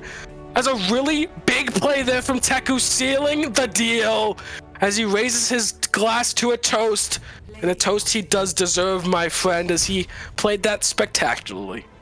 That was beautiful. I told you guys, the Teku Rhine, the fabled character coming in clutch. Like, the tank line for Genesis has been beautiful, phenomenal, amazing. And now, like you said, 1-1, we're back. Ellie, you saw the whole thing. Are you pumped for our map 3? I am pumped for map 3. I'm a Teku believer now, honestly. Who believer? Rhinos who? Teku. Genesis is my team now, all right? What about you guys? Are you guys switching over to Rhinos, or are you still with the Genesis? Switching over to Rhinos? No. No, I'm not. No? No. I was with Genesis from the start. Though. I mean, what do you want me to do? You want me to swap over back to Rhinos? I was with Genesis from the start. Like, but this is my pre-game prediction, and I'm going to stick with that. You know what? All right, then I'll be the Rhinos person, because I don't think they're out of this yet. Because I think that the rotation between Wadet and Signet for that main tank, off tank, will keep Genesis on their toes, because we got our wishes. We got to see the Signet Reinhardt, so I think that we might see more of the Signet Reinhardt coming into map 3. Yeah, I want to point out really quick when right now Sig wasn't playing Reinhardt, he was on D.Va. I feel a little bit scammed from experience right now. I'm scammed. There was no Reinhardt play from him. So there was some scamazes right there. Not as appreciative of the scam as Ellie is, but he did have a sick eat. He did have a sick grab eat on D.Va. I want to point that out. So even on D.Va, he does make some great plays. He's kind of, in a vast words, he's a savant of Rhine pins, but also of D.Va matrices apparently. So that's very nice to see, that he is not a one trick, because then if he was in my game on ladder, I'd have to complain. So that's good to see. Yeah, I think that the fact there that they're not one tricks, that this team can play a lot of different styles, is probably going to give them a good advantage, if not in this match, then in future matches. Because if you're a one-tricking team, we saw that with HQ Not Bound a while back, you might get stuck in some situations. Yeah. So, do you guys expect to see any more D.Va kills from mechs, like an earlier game? Did we see any of them to this map? This match so far? We haven't seen any so far this match. Not all day. All we've been seeing is like mech kills from D.Vas. There was some big ones earlier today, definitely, but who knows?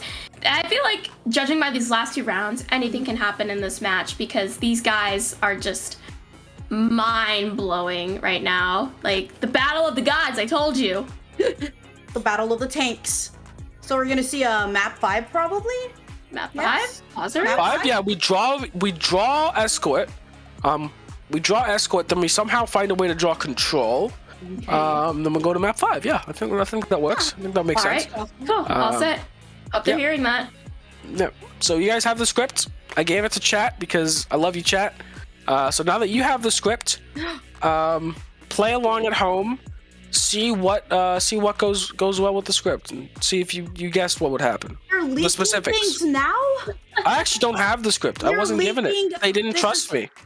They didn't trust me with the script because they knew this would happen. They actually told me before, like, we can't give you the script because if you leak things, we'll have to break your kneecaps. And I said, I quite like my kneecaps intact and not broken. So I said, I won't take the script. So are you saying that this is in fact not an anime? Avast sub-tourney is not an anime like Overwatch League? Scammed. Well, I mean, it can be an anime. Yeah, I gotta be the Teku play was quite anime-like. The Teku play at the end was quite anime. Because here's the thing with Teku, it's all about like coming back, the new Genesis for him. He even made that pun in the game, and I was like, that's all for him. So him hitting the round-winning Earth Shatter to keep his team in the game, that's quite new Genesis-like. Also, Teku rhymes with Deku, so it is an anime. After all. So this is an anime. So Teku is the main character now? Yeah, I guess he's the main character, so we're gonna see if he can pull through and win, or if the high ground Rhinos can rise above and take the map from them.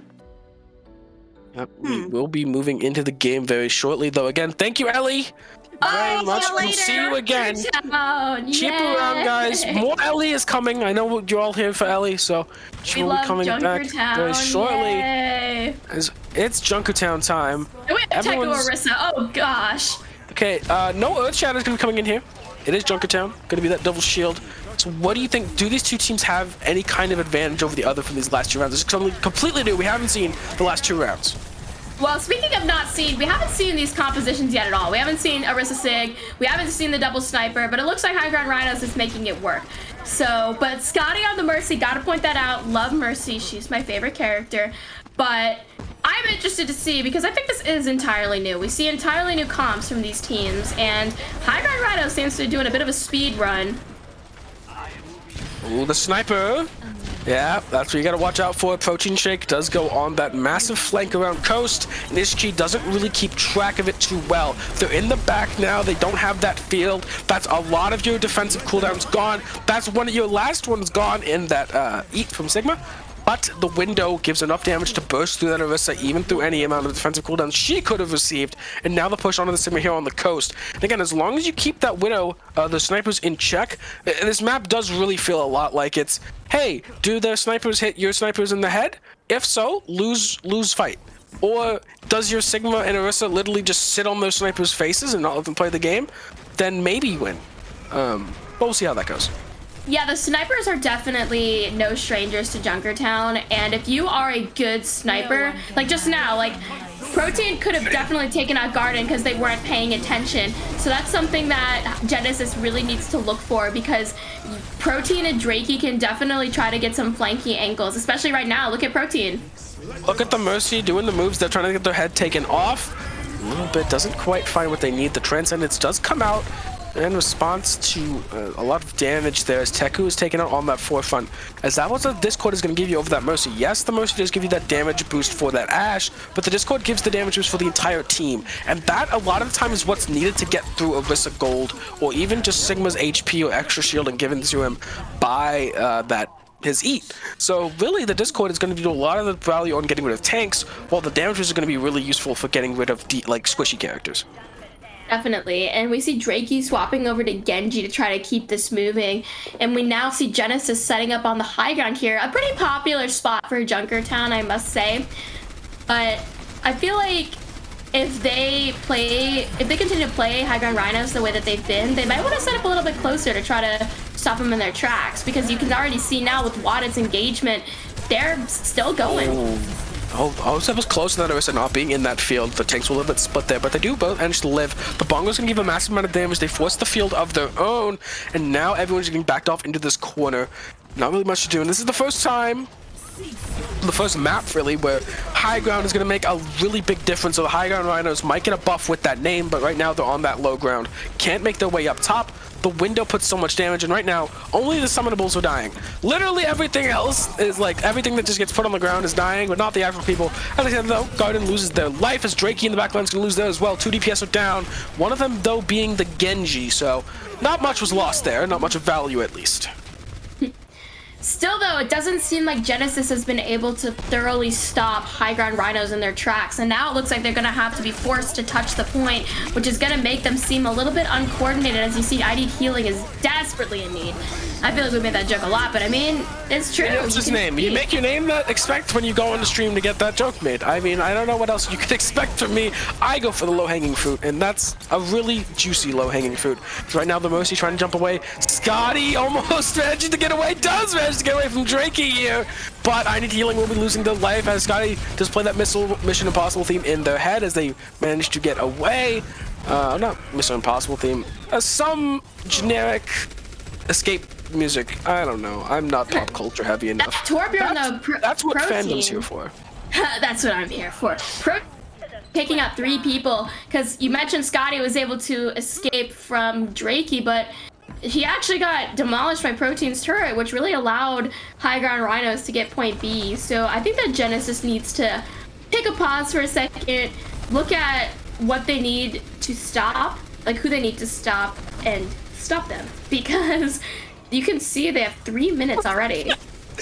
Darden begging for mercy in the chat, and now the High Ground Rhinos are living up to their namesake, now have the high ground, and their simple response to the pleads for help is just pathetic, as Mint here on the Zenyatta is getting so much damage. Actually, I think Mint has been killing more than a lot of other people on that team for High Ground Rhinos. He is a sniper on that Zenyatta, and even Butters, the supports are just bloodthirsty right now. The turret from Garden can't do enough to stop the Sigma, and the flank here as they kind of just roll into this third point. But as I say that, the Zenyatta again getting bloodthirsty, takes out that Baptiste. This recontest could be possible, but with that 7th man of the turret already here, I Need Healing pushing toward this point, doesn't live for very long, does just get melted up by that 12 ultimate, as it's literally everywhere, and there's not much you can really do about it. But the slam comes out though. Scotty on that back line playing some Dance Dance Revolution right now to live, and lives long enough. They get a lot of that healing off, a lot of that value, but Mint has that transcendence and just not going to be enough to break through anything here. As a really good time getting set here for High Ground Rhinos. I think their versatility really allowed them to triumph here, because I think that High Ground Rhinos presented a lot of different looks throughout this entire map, because at the beginning we saw them with the double snipers, how Protein was able to get some nice picks. Then we saw the Genji, Drakey really shining through, making sure that that Genesis was low so that the Protein's turret could finish them off. And Genesis didn't really find an answer to their switching, because we didn't really see Genesis themselves do a lot of changes. So hopefully when they come out now on the attack, they're gonna adapt and try to fool High Ground Rhinos. Yeah, and I mean, it's not over. Yes, it's a lot of time for Junkertown, but Junkertown's a very swing-heavy map because it is so DPS focused, where if your DPS pop off, you can easily roll through this map. So it's really going to we're looking towards Ishki and Garden, and even Bird Boys in some respect, because last round we saw Mint was doing a lot of the fragging there for High Ground Rhino. So it's not just that the DPS players have to get in on things, but those that can do the most amount of DPS. So even that Zen is that character, he can get in on that, he can get those picks. We might be seeing Scotty on the Brigida instead of that Zen. I think Bird Boys is the Zen player, and Scotty doesn't play Zen as much, which you saw when Genesis swapped their support comp at the last second, not last second, but the last point, where Bird Boys went to Zen and then Scotty swapped to the Baptiste. So I think we're not going to be seeing a lot of that Zenyatta here, as instead we're going to be seeing a rush composition. So everything I've been blabbing about, yapping about, just ignore it. Look at them go. The honest characters are out. I think the Brigida pick, though, would have been good for what you're saying about trying to do that DPS, because even with the rush, that Brigida can use the flail to A and to inspire, and B, get some extra damage in. But I think that they're confident in their strategy. We already see Drakey going down. Yeah, Drakey goes down as Scotty getting the first frag here. Teko is discorded up, and he's playing Main Tank Simulator or Reinhardt Simulator, where you get discorded, you hide behind a wall for about 5 seconds before he can actually do anything again. He puts that shield back up, gets to play the game once again, as now again rolling through this first point. The Ashe though has that shield of their own. Does get booped off. A really nice job there from Scotty to try and move that Ashe out of position. A lot of people don't think about it, but Lucio is a really good way at dealing with snipers, because it's hard to hit. He's got a really hard hitbox. He's a frog after all. So it's hard to hit him a lot of the time. So you're going to be able to get in close to snipers and then try to displace them or even kill them. Genesis really shredded through that first round, and now they're still pushing up, getting even more aggro than high ground Rhinos were, but they're gonna try to set up there now. Genesis slowly going back to the car, but dang, that went by in a blink of an eye. They are very determined to try to redeem themselves.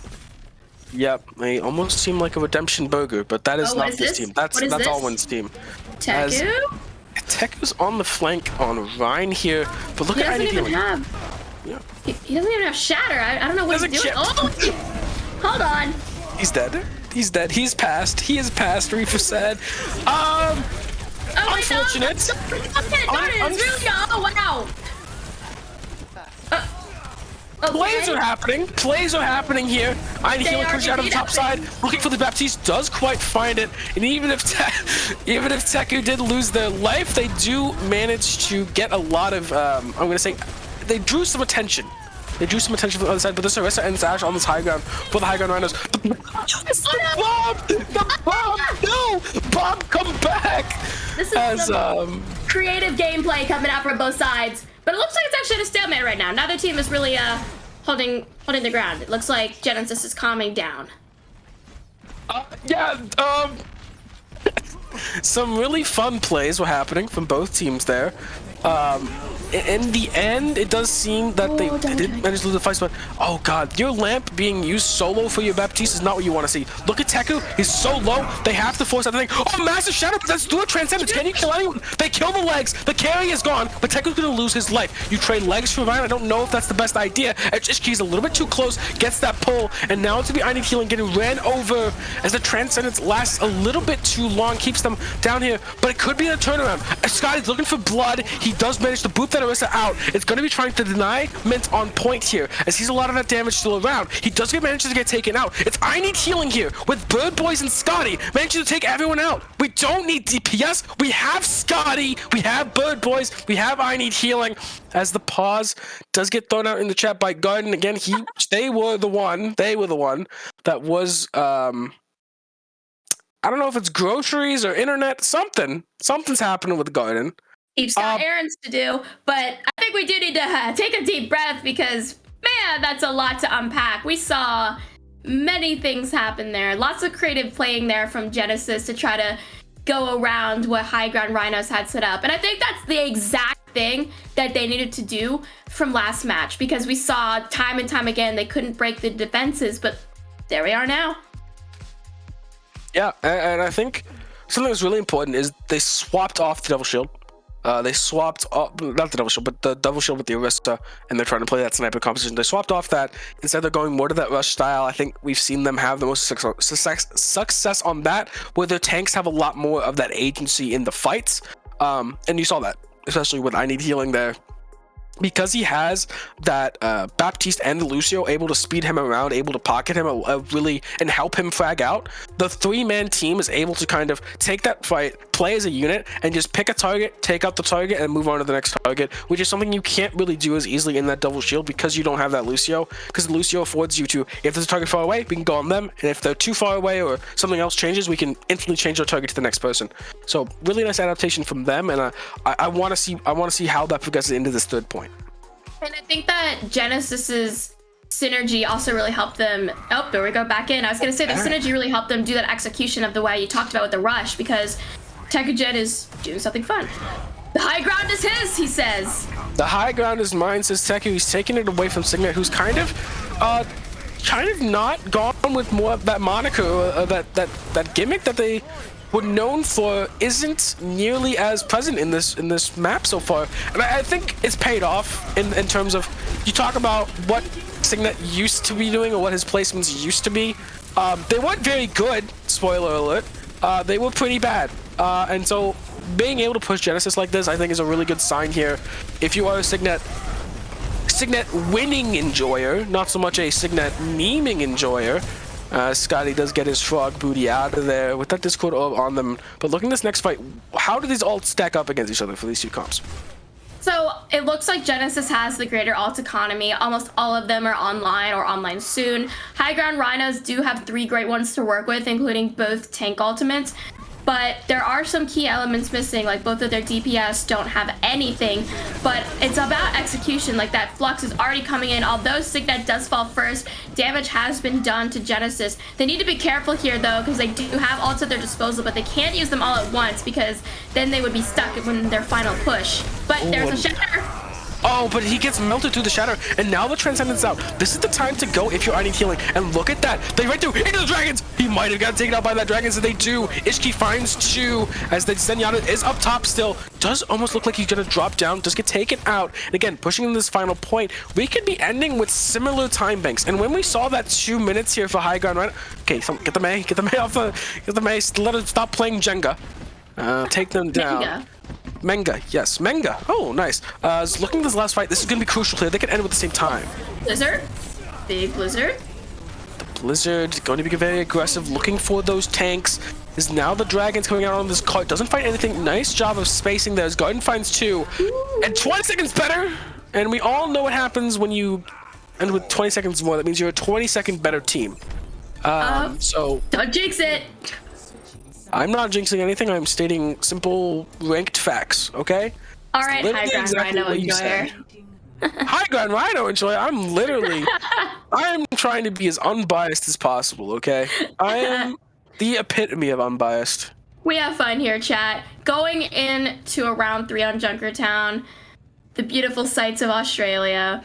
Let's see if we're gonna see anything new or a mirror, because I think both of these teams have pretty different comps that work well for them. I think that High Ground Rhinos is better with the snipers, whereas Genesis is really good with that Reinhardt rush. Yes, and that Reinhardt rush they'll be seeing again. I'm going to be interested to see if they hold close to spawn with this, and if you're High Ground Rhinos, do you expect it? Do you expect to hold close? It looks like they are. This is what you do. This is also very similar to when you play Rush on Havana. It's only when you play Rush on Havana, really, because if you play a double shield composition, you want to be creating space. So, like, escort maps where you're running this Rush composition, you're holding in close to that spawn door, trying to just take as much time as possible. But I think High Ground Rhinos knows that's coming up, so they have that Sim Bastion. Yeah, they know what's happening. They know what's happening. This could be dangerous for Genesis, because, like you said, if they get caught off guard with the stuff that High Ground Rhinos is pulling out, that's not gonna be good at all. I mean, look, they're on the high ground now. Oh gosh. Just above them, your Roadhog is getting frozen. You can't really stop them from contesting the cart here. I guess the Bastion's a deterrent if they ever push out, but I don't think you are ever gonna push out. The Sim's gonna try to just keep them in there. But again, really nice job there. The Mei Cryo is already being forced here as the off angle from the Sig, but he's in the firing line of this Bastion. As he manages to live a little bit longer, the Reinhardts, they collide, and the Bastion is the difference maker here. Yep, the Sim Bastion is the difference maker. A really nice adaptation there from High Ground Rhinos, knowing that the spawn hold could come out, and they managed to break it. That is such a good setup for them, like you said, because they weren't able to push out of that little room, which really bit them in the butt. So now they're gonna have to basically fight Pirate Ship, everyone's least favorite comp, and even though they have a minute, I think with this comp, if the Genesis can't break it, then bad news. Oh, you really nice job there to keep everyone alive through that flux, but you're still on this point. You still have to deal with this Bastion, and he's behind a sim wall. You cannot touch him. Yeah, he's playing a point-and-click adventure game right now, and you're trying to play Overwatch. If that's the case, you're not winning that fight. I think that High Ground Rhinos, even though a lot of people might say it's a dishonest comp, in all honesty, it's the perfect answer to Genesis, because their aggression is now stopped, because you can't really rush into the Bastion blindly as you can with other characters because of the way he's able to just mow down any defenses. And now it's time. You're going to jump on from the high ground, try to close the distance with the Bastion as soon as possible. Signet's going to know it's here, and they're going to drag it on top of this cart. They drag it on top of it, and he's out of there. They just really need to make them off this point for as long as possible. The Bastion is going to get taken out. There's no support on that high ground to help him out. And a second point hold is respectable. Definitely doable here for Genesis, but definitely holdable here for high ground Rhinos. Again, I like this about this map. I actually don't know who's going to win. I don't know which way this is going to go, and that is just exactly what you love to see if you are a viewer. No matter if you're a fan of Genesis or if you're a fan of high ground Rhinos, I always like to think that it's a lot more fun if you don't know what the outcome's going to be beforehand. Yeah, I think that's good. Me too, because as soon as you think one thing, the other thing happens. Like I was saying, I was like, man, high ground Rhinos found the perfect thing. I feel like Tekka right now. This match, Jesus, man. I thought that the Rhinos found the perfect solution, and then Genesis managed just to hold them on second point. Like, I am sweating in my chair right now. I have no clue how this next match is going to go about, because now it's up to the high ground Rhinos to try to do the cheesiest defense they can find. And we got to get this match done quickly, or else we will have to have another grocery pause. Yeah, and we don't want that. We also do have another match after this. That was supposed to be about an hour ago, but you know how it is. Yeah, we're gonna have. They have more time to prep. You know, they have more time to really prep and see what they're gonna do with this next map. As yep, Scotty go, Monka W, thumbs up. As we will be seeing what's gonna happen in this next round. What will occur? Looks like the same thing. So now Genesis, they should know what to do because they literally just lived through it, but it looks like they're gonna stick to their good old rush. And ooh, wait a minute, that wall. Yeah, really nice wall keeps them in that room. This time they're not gonna go for that Bastion to trade things out. The Jump is out in the open though. He could be the first target to go for it. Or maybe the Sigma, he's a little bit out in the open as well. But instead it's Teku though, we're losing their life. The spawn hold is paying off, but the Sigma is dead. And like you know, any spawn hold on any map, if you lose one person, the spawn hold kind of goes and falls apart. And that looks like that's what's gonna happen now, because even though High Ground Rhinos did just win the fight, they're already backing up, so that gives Genesis more space to work with, but still, the aggression from High Ground Rhinos must not be taken lightly. Oh, Scotty. Drakey is finding a lot more success on the Doomfist this round than he did on King's Row. He's kind of a menace here, but Teku does take out Prone to Shake.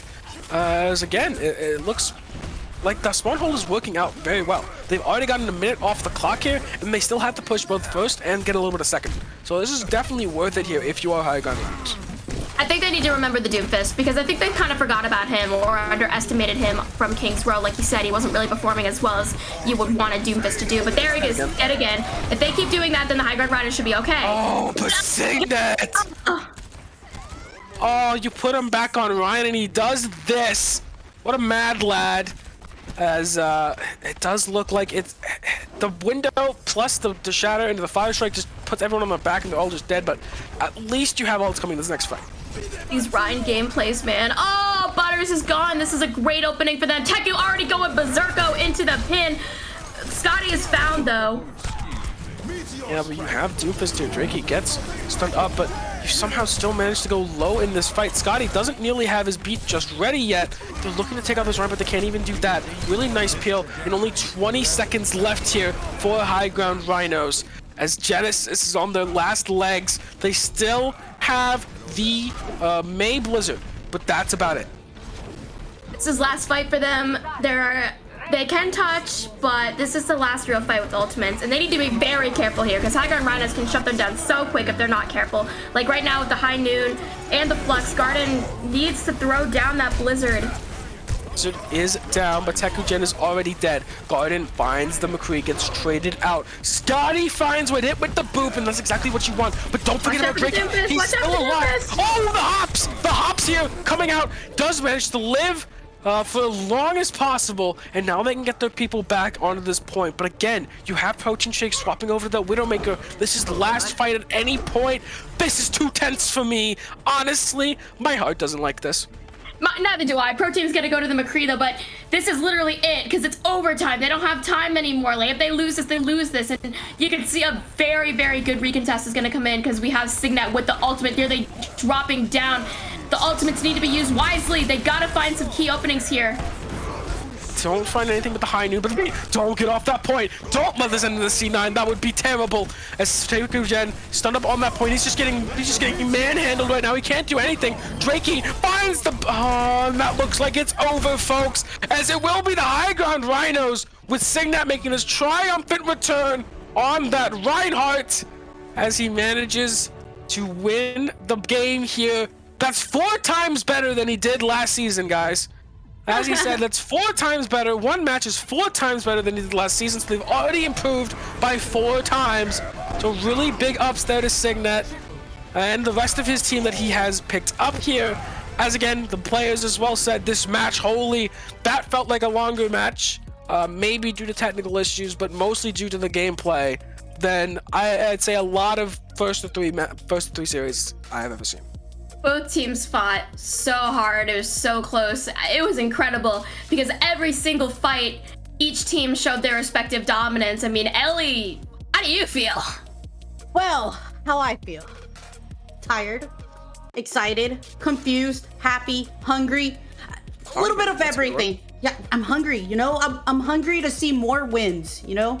I guessed it. I didn't change my mind halfway. I knew the Rhinos were gonna win. High ground Rhinos, all the way. I mean, what do you mean change your opinion halfway? Didn't you make that opinion after they won the first map? No, I always said that the Rhinos were gonna win. You could replay the VOD. I was like, Rhinos, number 1, 3-0. I'm gonna check on that later, see what if Ellie's telling the truth or not there. But for right now, I mean, that was just a really well played match from both sides, I'd say. Even though Genesis lost on paper, I don't think they really lost at all because, like I said, no point in this series at all was it ever one-sided for High Ground Rhinos. Genesis fought till the very end and really made High Ground Rhinos work for this win. So I'm very excited to see Genesis in their future matches because I think that their fighting spirit's only gonna grow. They might feel upset now, but I think that they're gonna look back on this and be like, look at all of these good plays we did. We really gave High Ground Rhinos a run for their money, and we can definitely come back stronger. And as we say that, it does look like we have 2 special guests should be joining us very soon for an interview. Make that 3. I have Charles Entertainment Cheese here with me. He's gonna help us interview the players. We have Charles, but more importantly, Signet and Butters. Thank you very much for joining. These 2 here, the winners from today's match on the High Ground Rhinos side. How are you 2 feeling after that match? Stressed out. I'm feeling pretty good at least. All right, Ellie, good or bad? Oh, stressed out bad. I just played terribly. I did the worst that I could possibly do. I just trolled as hard as I could, and my team just carried me. All right, Signet, I have an important question for you, right? Yeah. You're the team captain for High Ground Rhinos, right? Uh-huh. All right. So what was up with tank swapping in King's Row? I felt a little bit scammed. You weren't on Reinhardt. I gotta give Wadded the spotlight sometimes, you know? We're both main tanks. He's gotta pop off. I got my clip on Lijiang, I popped off. Well, he did too as well on Monkey. But, we're equal opportunity here.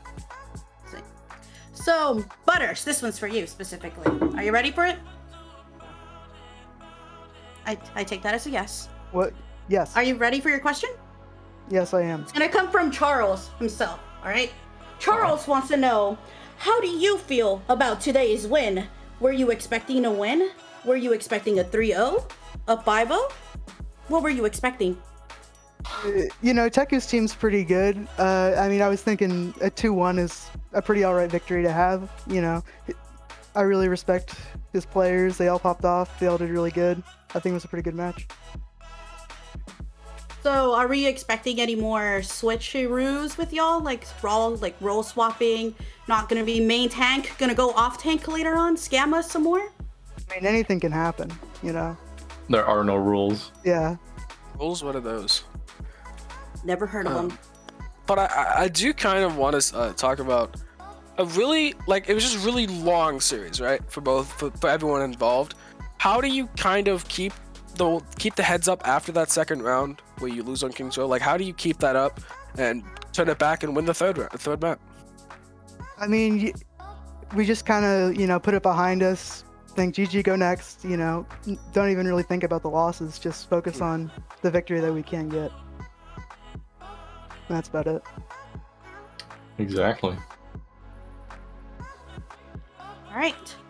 Do you guys have any comments for us for your next match? Anything you want us to tell us? Like how amazing y'all are? Any announcements? Any plugins? Anything? We're gonna pop off. We're gonna win. Winners? Hot check. All right. Thanks for joining us, but I guess it's time for the next match. All right. So Thank coming you. up, no problem. Thanks for coming. Charles See you guys. appreciates y'all. All right. So coming up next, we're gonna have Komodo Knights versus Jasmine. All right. Yeah, and both of these teams have been sitting waiting to play for an hour now. So we're gonna see if that ends up being a good thing or a bad thing for these teams here. Yep, let's go ahead and roll to break so we can get that match started as soon as possible.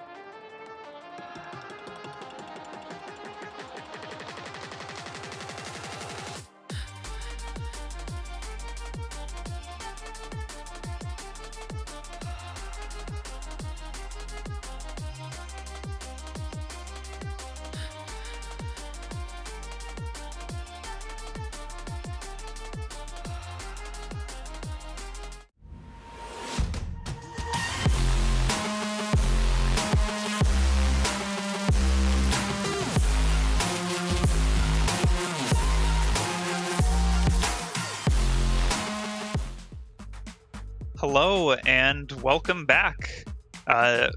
We have our final match of the stream. We have the Komodo Knights versus Jasmine, two teams that we haven't seen play yet, so very exciting. Coming off the back of that last match, that was a long match, but I think this next one, hopefully, it's going to be a really good match. What are your thoughts, MFG and Worstcast?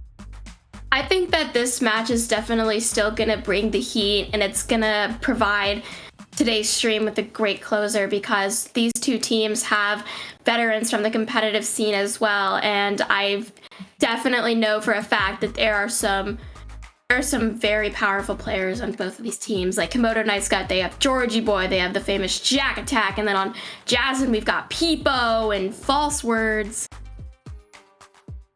Yeah, so a lot of veterans from BPL Season 2. I think Komodo Knights, everybody but Clockwise was a player in BPL Season 2. And then Jasmine, I think Stack Overflow might just be the only person who wasn't in BPL Season 2. So a lot of veterans, like you said. I think it's going to be a really, really good match. Actually, I'm real looking forward to this. Any thoughts on who's favored? So, as someone who has very little knowledge about the past history of players, and basing a lot of it off of the captain videos, Komodo Knights, Georgie Boy, he seems like a stand-up guy, you know? He told that streamer that there was something dropped and they had to pick it up. And that's something a really nice person would do, you know? I think in that kind of like wholesome energy can kind of carry a team to a win a lot of the time. So I'm going to go with Komodo Knights here. I think that kind of team attitude and really just a captain leading the squad with a very good attitude, that can do a lot. Definitely. I think that one fight that I'm very eager to see that I have seen in the past is Jack versus Peepo. Both of them are very good at what they do. We've got the Jack Attack, we've got the Peepo Smash. I am eager to see these two duke it out again. Yeah, and I believe both of them were in the finals for BPL Season 2. Both of them being the main tanks for their teams. So that's going to be a really nice kind of rematch.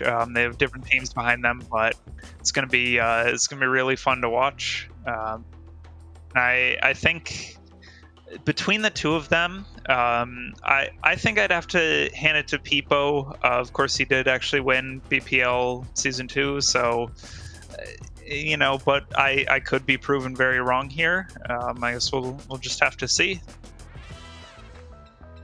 We will have to see indeed. But we can go ahead and do Preds. So Freya, sounds like you're going to be Predding for Team Jasmine. Do you have an exact score in mind? I think Jasmine will take it 2-0. That's my prediction here. I could be very wrong, but I'm thinking Jasmine 2-0. Yeah, I've said Komodo Knights, cool captain apparently, from what I've shown from his captain showcase. Very cool guy. So I'm going to go with Komodo Knights, and because I like sleep a lot, and because last match, as much as I love the excitement and the tense of it, my heart doesn't, and I would like to live till 32. So I'm going to go Komodo Knights 2-0. All right. I think that I'm torn because, like I said, I know there's phenomenal players on both, but you know what? I believe in the Jack Attack. I think he's looking for redemption to win. So I'm going to say Komodo Knights, but I think it's going to be a 2-1. I think Jasmine's definitely going to put up a fight, though. All right, so those are some interesting Preds. We've got kind of across the board here, but it does sound like we're getting into our map now. So MFG, Worst Cast, I'm going to leave it to you to bring us through this exciting conclusion to the first day of Sub-Tournament 4. Cannot wait. So we say goodbye to Freya as they get sent to the Shadow Realm. I'm only We'll first see person. them back later. We'll pluck them out of that later. As right now we'll be looking at Nepal here, and specifically we're going to be going to Shrine on first Shrine. Oh no, with that they're little running thing in the rush. middle, little around the rosy and the elephant. So what are you thinking about this? What kind of does this lead to? Does this map lead to really? So we see right now all of that echo play, and Nepal, especially this map, there's a lot of open areas in the sky for the echo to shine, so Wi-Fi and Dubu for their respective teams are really going to be the ones to create the openings. But the support line is a little interesting for both teams because none of them have a Mercy to accompany the Echo. And on top of that, it's an Ana Brig versus a Moira Lucio. Very interesting to see. Yeah, and they're both going to be fighting it out for this outside area around Elephant, surprisingly. Not something you always see fighting for Elephant. Sometimes you can go to that other side of the map, but it looks like the first aggression here will be coming out from Jasmine. As they're pushing out here. And now they're on the back, and now Jasmine pushing onto this point here. As it was Komodo Knights to that, now they're on the back foot. They really one's aggressing again. It's a long one. It was a long last game. Gonna get back into it a little bit here as fatigue wearing off just a little bit, but right now already we're seeing some good plays here from Jasmine, taking that first control of the point. I think that Jasmine, their composition really allowed them to get in and inflict a lot of damage. Jimmy Blanca really helped too with the extra flail that you got from the Brig, but Komodo Knights, they need to find an opening here, and it looks like they're going to try to take the high ground away from Jasmine in order to try to secure the advantage. Wi-Fi desperately needs to build up a copy soon, though, so he can go in and find a great opening for the team. Yeah, and right now it looks like Stack Overflow is looking for something on this back side, but it will be Smart HD on that Reaper. Does find the first pick, and now the Grandma goes over the cliff. Grandma was in fact run over by a mech suit, as now it actually will look like Peepo trying to get back into this. Does find the kill onto CBT, or SBT, and now they've lost a lot of that healing. But again, the trade back, another support Dawn to the Primaling Monkey, as the Echo looks to be the next one in the sights. Yes, you can have your amplifying beam, but it doesn't matter when Jack Attack hits you with his fists. And now it's going to be getting back in that mech. The Diva has found a lot more of that damage. He's going to pressure out this Zarya, and the Nano here could be a little bit too late as the Ana loses their life as well. This Monkey is alone. Does get that pack from Brigida, but still not enough. Even if the Monkey is nanoed, the rest of his team still just dies, and the point does flip, but a nice 67% has been built up. Jack annihilating the team with melees and primals. I like how we got our main tank battle of monkey going on. And it was really nice from Komodo Knights because, as you did point out, Peepo was nanoed, but still Jack managed to get the upper hand. And now it's their turn to build up some percentages. Jasmine tries to go in for the attack, but Jack already planted there, trying to disrupt the team formation. And another monkey too, coming from Wi-Fi's copy. Yeah, we do love the monkeys. We use as many monkeys as possible. Now Wi-Fi's in that back line, going to be hitting that Primal Ridge and doing so much damage in that small room, but it's going to actually be Jack the one that takes everyone else, and somehow the Reaper is the one who's found by that bomb. Again, the copy's still available for Dubu. So they do end up living a little bit longer, but now the Brig just by themselves. Jack Attack's not going to let them live much longer. The Echo trying to run, but again, Georgie boy, a bloodthirsty Lucio, does manage to take out Dubu, and again a reset here, but 53% and counting. In time for Jasmine to try and get that retake. The pressure's on a little bit more now. Both tanks for Jasmine have the ultimates to come in here for this recontest, so it's up to Komodo Knights, particularly Georgie boy here, because he does have that defensive ultimate, but he has to use it wisely because Peepo coming in trying to make the space there. Still no beat though, holding on to it for a more crucial matter, like now it's their chance to try to hinder Jasmine's damage. You still have that pulse more available for Stack Overflow. They don't get to use it though, as Wi-Fi shuts them down. As right now the NC onto the point, onto that Diva, does leave them in a precarious situation. Now they're in that backline getting chased around. They still have that bomb if they need to remake, and Wi-Fi is on a killing spree now. That's another one dong as CBT, SBT is coming back from spawn. The bubble's going to stop any of that bomb damage, but it is going to allow a remake. As I say that, but Peepo cancels it with that jump damage. But 99% here, taking over to overtime, and while they might clean up this fight, while they might end up taking it in the end, though they commit the coalescence, so that's something you'd like to see. That could have been safe for next fight, but they think they can turn this. But there's just so much on this point, and even if they hit one anti-nade, that's something, but they do force out the Nano, and I'd say the Nano is a little more valuable than that coalescence, so maybe you take that if you are Komodo Knights. That is a very true point, because I was thinking the same thing you were, like, man, why did they use the Moira ult? Because it could have been conserved for next fight, but Bolting Cake did have to use the nano boost, so I would call it even, because this is approaching last fight territory for both teams regardless. And in terms of ult economy, Jasmine does have more, but Komodo Knights are not too far behind. Yeah, and right now it's going to be looking down the last fight of this round, basically. Monkey going in very aggressively. People has that primal rage, but false words is very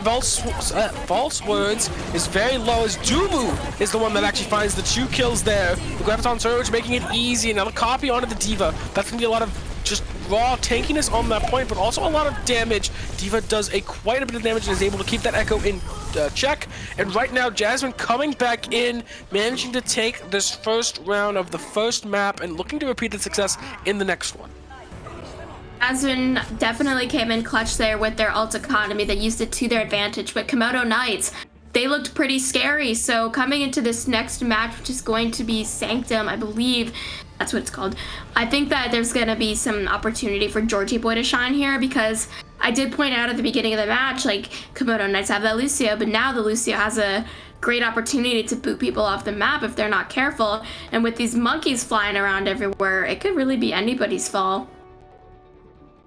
We're gonna be seeing if the Lucio here for Georgie Boy seems to be a kind of a X factor, if you will, that kind of sets them up for success. But right now, again, the same composition, or very similar at the very least. Nope, same composition coming out here for Jasmine, as they have the Ana, they have the double bubble, the Ana Brig. Very standard composition for this kind of style. You let the monkey jump in, get the energy with the bubble, but he can't jump in if he's already dead, as now False Words will be joining him in the grave. He's now pushing up the Dubus on the backline, but he'll get taken out as well. Really nice aggression here with this 6-man composition. Just run at them and take them out. So good job at doing that, Komodo Knights. They're desperate to redeem themselves, and we see that Jasmine's gonna try to do something new, stack Overflow and Dubu with Korean May now. This could be a little bit dangerous if Komodo Knights doesn't sense this, because if they get trapped by the wall, then it's curtains for them. Yeah, and a pure rush composition, like rush versus rush, I think the Rhine composition should be the better comp. This Moira composition was only played when Rhine was literally not playable in higher levels of play. So right now we have the flash coming out, just find that Moira in the backline, but they can't lose their life. The D-Mech goes out the edge from the D-Mech there, as the Reaper as well loses their life. This SBT gonna be going as well. Gone is the Moira. And like I said, I think in the pure mirror of like a rush versus a rush composition, what's the better rush composition? This Rhine composition seems to be the better one, as the monkey one seems to be kind of like a substitute for when you can't literally run the pillar of the rush composition.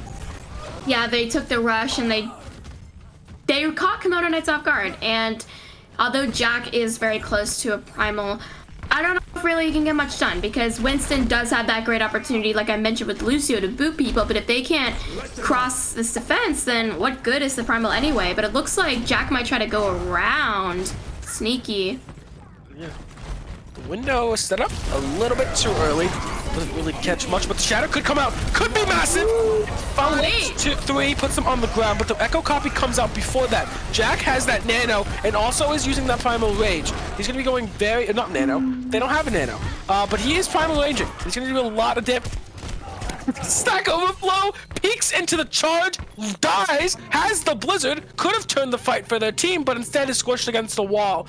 A really messy fight for both sides there, but in the end, it will be the Komodo Knights retaking this point. Wi-Fi really came in clutch with those kills, because when I saw that SBT got pinned while coalescing, I thought it was over. But then with the Wi-Fi, with the copy, he was able to get those key kills. And now you can see that the Winston comp can really shine. The dive, they can get aggro now. But the ultimates in response, though, from Jasmine might just hinder that a little bit. The bomb to create some space. The May is caught out of position. Doesn't have the cryo, apparently, as the monkey's on the ground, should be losing his life very shortly. That he does. The boop doesn't find quite anything, but the D.Va is out of that mech as the window is committed. Now the Moira will be pressured out in this backside. Does have that fade available. Don't go over that edge, Dubu. We've seen that we've seen that before. Not a funniest story. As again, Georgie Boy, nice shot from Dubu, cleaning him up on the point. Now it's just staggering onto this point, cleaning it up, but 45% and counting to 86% in this next fight. They have the Reaper Death Blossom. This is gonna be important for Jasmine to hold, because if Komodo Knights manages to get this point again, it might be desperation time for them. But they're gonna do the same strat, or perhaps not. They're gonna speed up mid. It's a debate. Can they get any value off of it though? But special move finds the Reinhardt. Already one down, but doesn't gain any more. Is frozen up. The Reaper character, the funny guy, with the special move, does find one, does his job, I would say, creates some space, but SPT is dead, a lot of your healing is gone, and the boop, but the boop though, has found your Baptiste. You've lost a lot of your healing as well, also the immortality field. As the bomb comes out on point, doesn't find quite anything, looking for the remake kill, maybe doesn't quite find it. That would have been the first one on the stream, not on the stream, but on the last match, and on this day, as the remake kill comes out, we didn't see a single remake kill in our last game. We finally got one here now, as now 92% in counting. This looks like Komodo Knight's round to take. Brahms really opened it up there with killing the main tank, because although Peepo was the only one to fall initially, there's no real protection for Jasmine when they try to go in. And right now they want to try to do the same thing, especially since Wi-Fi is pinning Peepo now with that copy. Yeah, and it is Georgie Boy that takes out the Lucio who had that beat, who used the beat, and now everyone else is going to go in that pit there. Jack boops him off with the jump, which is not something you always see, but a really nice job there from Komodo Knights to even this back up 1-1 in this round. Going to be looking to take the map here, either side, in the next one. This reminds me of the match that we just saw, because both of these teams are making it very close, and we see a lot of evenly matched competitors together. The DPS, the tanks, for each respective side, they're putting up a fight, and so it's never really been like, oh wow, Komodo Knights is dominating, or wow, Jasmine is taking this so easily. So now as we're on the third map of Nepal, I'm interested to see which composition is going to favor that tiny space where the point is. Yeah, and I mean, we do see both the teams, though, are going back to the Winston. Peepo, False Swords have decided it's double bubble time. We're going to stick on this. The Echoes in the air are going to be free firing, but the 6-man composition is available here now for Komodo Knights, and they've already taken the advantage here as Wi-Fi takes out Dubu, and now could start the control of this point. Doesn't unlock for another 5 seconds though, so the Echo could come back. They could even fight over this control, or they could secede it. Winning the Echo duel here is really important, which is really nice for Komodo Knights that Wi-Fi did that, because Echo's copy, as soon as she gets it, can be such a great and powerful force. Think about it, like double the rhyme, but now Dubu's the one who wins the duel, so we'll have to see who gets the advantage, because although Komodo Knights got the point, it's going to get flipped really quickly. Yeah, Dubu, he managed to get on the flank there, takes out 2, and like you said, they do get the first percentages, a little nice little cheeky 18%, 17%, not even 18, but you do lose the first fight, and that tends to be the most important thing, is first fight win rate for control maps. It's not first percentage per se, although usually first fight does indicate first percent. It's typically the first fight win rate wins you the map as a whole.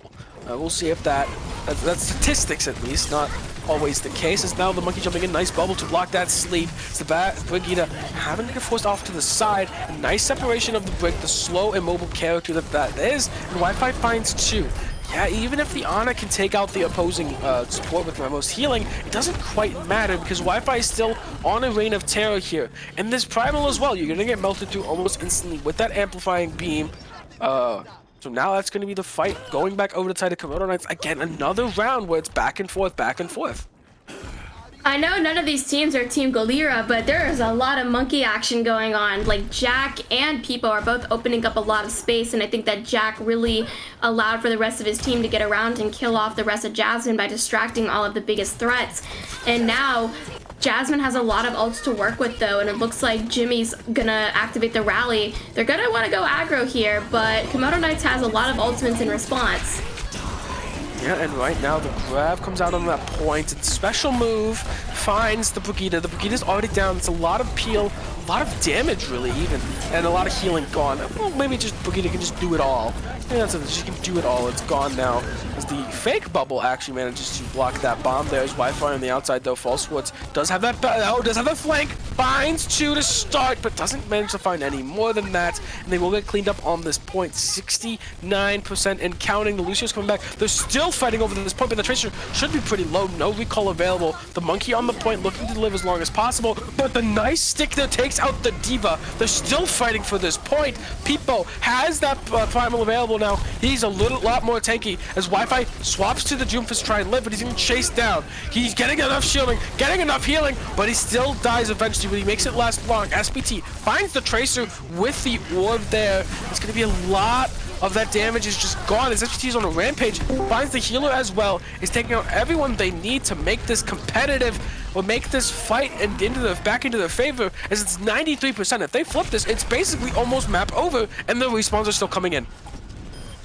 That was insane. That was kind of like Jasmine's last-ditch effort, because they desperately wanted to try to make that map flip in their favor. They did get a couple of percentage points, but in the end, it will be Komodo Knights taking map 1. That was very exciting. Jasmine was trying to hold on there, really hoping that they were going to get the kills necessary, but in the end, it was still Komodo Knights that came out on top. But still, this is getting me excited. Just like the other match, you see these teams are so evenly matched, it really could go any way. Yeah, and I really think it could be very interesting to see if we go to another 3-map series, another 3-map banger here. But again, we welcome Freya, I believe, back from the Death Realm, perhaps the Shadow Realm. Oh, I'm not visible, but I'm here. Okay. Just okay, so the voice has escaped the. Okay, there they are. They managed to fully appear in front of us here. They escaped the Shadow Realm. How was your time there? It was good. I had a nice stint in the Shadow Realm. It's a lovely place. Definitely recommend it for vacations. And more importantly, it gave me a great view of this match.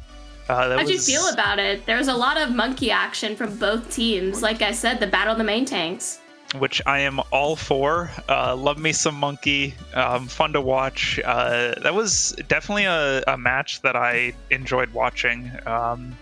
It was like, even though my pred is wrong now, it's still like it was a close match. It's a close series, and I definitely appreciate that. I think both teams have shown sort of some versatility in what they can play, but also just some like good coordination. So I'm definitely hyped about this. Yeah, and I think the most important thing to see there is Komodo Knights really showing that they like that Moira, Lucio, Winston, Diva composition. This composition has cropped up very recently because of the absence of Reinhardt, in fact, funnily enough. And we saw those two compositions, the Ryan composition, go up against this new Rush composition, and they managed to take it with that, Komodo Knights. So that was very interesting to see that they're going towards this style. They went up against like what you'd see like people might call it an actual Rush composition. That composition coming out, they managed to beat that on Sanctum. So really interesting if we'll see more of that coming in this next map. Yeah, both teams know how to play their respective favored comps really well. So going into this next map, which I believe is very soon, I'm eager to see which comp will come out on top. Will Komodo Knights take this to a 2-0, or are Jasmine going to come back? Yeah, I still believe in the Jasmine comeback. I think they can do it. I think that they need to maybe just stick with the comp that works best for them, and sort of get that momentum going. But I think they can come back and make this a 2-1 in their favor. Yeah, and my pred still going strong, not boomed yet, but I might be joining Freya soon in the boomed category if Jasmine does play the second map well. Again, I like what I saw on the first map. They played it pretty well. I think it comes down to a couple different moments, and they maybe win that Sanctum, take that 2-0 instead. So I could definitely see them taking the second map here. But again, it should be a fun one, no matter what. Yep, I think MFG might have been sent to the Shadow Realm a little bit. She's starting to go. Oh dear. You know what? All right, there we go. It's fixed. You're back. I took a peek on where Freya was staying. I wanted to make sure they had a nice couch and lemonade. But here we are, new Bonnie, sunny, beautiful. Let's see who will come out on top. Back to your vacation, Freya. Yeah, there they go, off to the Shadow Realm. Of course, we don't do anything without their will. Freya is sent there very peacefully and very nice. We have a nice chauffeur set up for them. So nice show for setup, sends it back to the Shadow Realm whenever we need it to be, as this is different. I'm gonna be honest with you, this is different from Komodo Knights.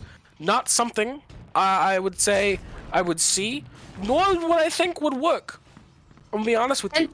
Speaking of different things, we actually have some substitutions. It looks like Noma and I believe Clockwise are now in for Komodo Knights, and on the side of Jasmine, we have Mahir coming in as well. Yeah, Mahir, bit of a fan favorite. But I think they're gonna stay on that composition that they played the first map, the Devil Bubble. But Komodo Knights, I mean, what is this? Baptiste with Wrecking Ball Diva? How are you supposed to get consistent heals on them? But I guess they'll look to manage to make it work. And also, when you window, you're literally windowing yourself and a soldier, basically. Oh, I guess it's that as well. So a lot of damage coming out there, but look like Mahir going on the backline, and the backline has rolled Mahir. Doesn't last very long as people on this point going to be going down as well. A nice peel there from Pomathan, as the Diva's job really is to just melt that Winston when they go in. Wi-Fi takes out Dubu, that is their job on the leg. So I think this is very interesting if it could be called a counter composition of sorts. It could kind of be a counter composition. The ball is going to be playing very disruptive in that backline. Yeah, Komodo Knights doing an amazing job of shutting down the potential flanks. If they continue to play like that, then Jasmine's going to have to find another strategy. It looks like maybe they're going to try to cut around or possibly even go under, but it was so funny to see Noma. She said no. Poor Mahir. Yeah, and right now, a lot of damage coming in from the Echo onto the top right, but Noma almost has that window. And again, Mahir can't play the game right now. Wi-Fi has managed to find them again. Every time they go for that backline, go for those flanks, they're getting taken out preemptively. People jumps up, looking for some energy for Falsewoods, but they can't find really enough. They're trying to jump to take space and then instantly have to regress, because once that bubble's over, the monkey is just way too vulnerable, especially with the fact that he's in a bubble, he's just gonna get booped out of it by the ball. Like, you're not gonna get much done with that. See, now there's going to be another engagement with the Nano Peepo that could be very dangerous, especially with this Primal in this close corridor. Komodo Knights might be in trouble here as the rest of Jasmine moves in towards the point. It does force the Transcendence as the Echoes trade each other with those projectile left clicks, and Tomathan finds the off-take opposition, manages to take them out as everyone in this corner should be low. That's going to be mine taking out the Ana. Nothing they can do there as Tomathan on a rampage here. And you see that you force out, what is that? You force out the Primal, you force out support ultimates, and you don't get anything for it. Yeah, I think that Komodo Knights are doing a really good job right now at holding their ground, because Jasmine has used up a considerable amount of their ultimates. I mean, like, the tanks don't have anything anymore, and for some reason they just cannot crack this defense, and time is starting to dwindle down for them. This is their chance now, though, to try to make something happen. Dubu coming in with the Diva copy, as well as Peepo diving forward. Yep, I love 4 tanks in the game. I haven't seen this in a long time, since they put in that roll lock, as right now it's going to be the bomb coming out, does find the Brigitte there, as it's actually Clockwise's bomb, not the Diva bomb, as Tomathan manages to keep it on. The Wi-Fi goes down. That's a lot of their damage is now gone. They still have Clockwise, though. It's going to be what's going to have to pick up that slack right now, as it will be SBT looking for something here. Managing to pocket his opposite support again. Another fight, ults thrown out from both sides, and not even a tick is gained for anyone. Now it's only less than a minute left. This is basically last fight territory here. Jasmine, they do have some ultimates to work with, another Nano Primal. Peepo can definitely get some stuff done here if Komodo Knights aren't careful, but then again, SBT and Noma both have their ultimates almost ready to go. And right now they do swap over to the Samba, looking to shut down this ball. Right now it's going to be people jumping into this backline looking for something, but the trans is available. You're not going to end up killing them, but you are going to force out the trans and just leave. Focus the rest of the team. They can't get that transcendence healing, they're too far away. And now look at where the Zenyatta is. He's out of position. I say that, but Tomathan evens things up. Even if they lose the Zen because they're out of position, it doesn't matter. And even on the high ground, he's trying to take out the Baptiste, but the window is up there, keeping the window up, keeping the damage alive, allows Clockwise to come in and help him out. And now there won't even be a tick. This is guaranteed at worst for Komodo Knights a draw, and quite frankly a very easy win at any time. And Jack calling out Freya for doubting. No doubters allowed apparently, according to Jack. But man, Komodo Knights, that is so impressive from them, because literally Jasmine, it seemed though that they were kind of trying the same strategy. We constantly saw Peepo dive in with the rest of the team to try to disorient them, but Komodo Knights were able to adapt and basically know that's all they could do with the dive composition, and the fact that they never switched, it was kind of like a no-brainer for them. So it's going to be interesting to see what Jasmine's going to crack out on defense, because they need to hold this if they want to advance. Again, like you said, it's going to be just a draw, but still. Yeah, and the Komodo Knights are going to try their best here to just take that one tick. It's all they need. And it's really on Jasmine to keep up a solid defense the entire time.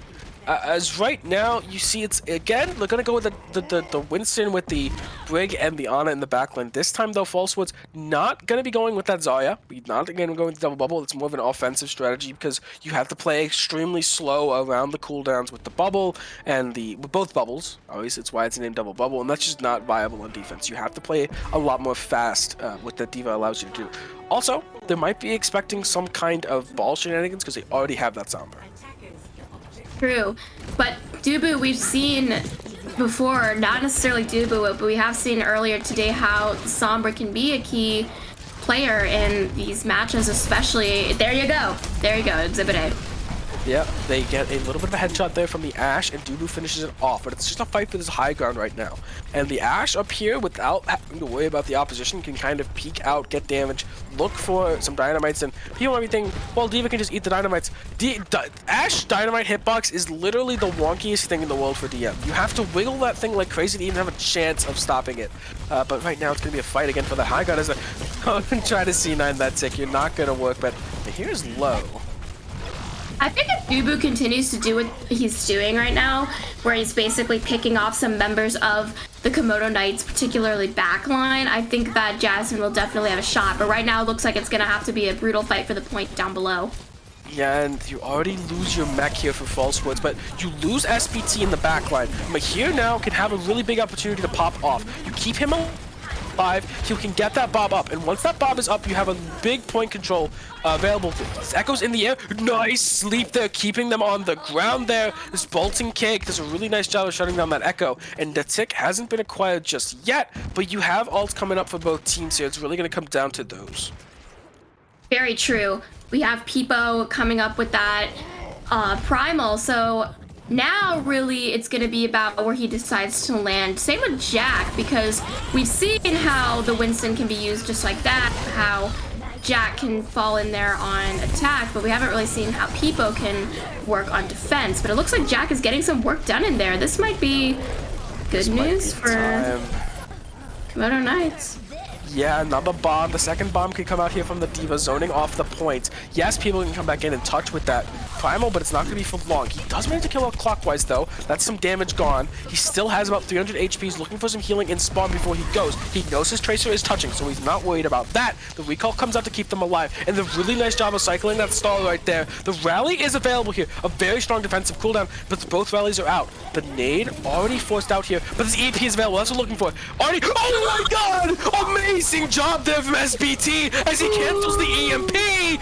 Oh, that just saved the fight for them as Jack goes on the offensive! Oh, he saw it and he knew it. A 3K for Jack so far, and that's just what you need. That's a heads-up play from SBT, and they go on and win this round here, and win this map, and win the game. Oh my, that was a great end to that. That SBT just realizing there's a Sombra here, gotta stun him. That was beautiful. Like you said, that really allowed for the cleanup to come in because nobody was hindered there on Komodo Knights. They managed to do it. They defeated Jasmine. They won. I loved it. I loved it a lot. But still, it kept me on my toes. I'm happy for Komodo Knights, but also Jasmine, I'm happy for them too because they definitely showed some strength there. I loved seeing Peepo on that Winston because both of the monkeys looked so good. It was such a great match to watch.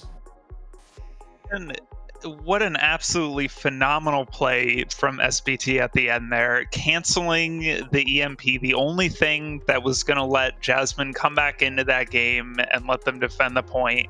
And SBT just knew, my job right now is to look out for the Sombra and make sure that she can't EMP, and he did his job. So absolutely fantastic. Just a really great match to watch, and some fantastic play from Komodo Knights. Yep, and like I said, the 2-0 coming out here from Komodo Knights because I just knew how much Georgie Boy, really nice guy. He's helpful. He tells streamers when they drop things and lets them know that they need to pick him up. So I think that was the main difference here, right? Because his wholesome attitude towards especially female streamers, I think that was the best part. That's what's gonna win you games. Definitely. But- And now Freya has the chance to speak to the winners themselves and ask them about how they feel. We have Wi-Fi and Jack here for some interviews, so let's get them in here. Hi. Oh, hello. Hello. Congratulations on your victory. You guys looked phenomenal out there. Won in a nice easy 2-0. So, congratulations to you guys. What were your strategies going into specifically this match against Jasmine? We know that Booga. Peepo's good, so we just split off Peepo, and then we play the Ooga Booga. Easy. Yeah, we press W. Lol. It's kind of simple as that. Classic strategies. I really need to go in. I think what's kind of the feeling to the team now? Going up, starting off this sub tournament 1-0 already. So what's kind of the feeling moving forward here? With any changes in outlooks? I mean, we're feeling pretty good. This is kind of what we expected, to be Yeah, honest. this is kind of expected to just win. I mean, nothing really too out of the ordinary for us. Yeah, we're pretty good at winning. I do it every day of the week. I prefer to pound instead of mash, but you know the vibe. Well, you came out here and showed us that you're here to win. Is there, out of your next two matches, is there any of them that you're particularly prepping for or think is going to be a tough match for you guys? High Ground Rhinos is gonna be fun. High ground Rhinos should be fun because they play a lot of the silly stuff and they play a lot of the Genji and they play funny Monkey Ryan Winston, so that it should be a funny match, but it could be a close banger match too, but you never know. Yeah, they definitely are one of those teams that just plays the heroes they want to play and have fun with it. As long as you're having fun with it, that's what this is for, right?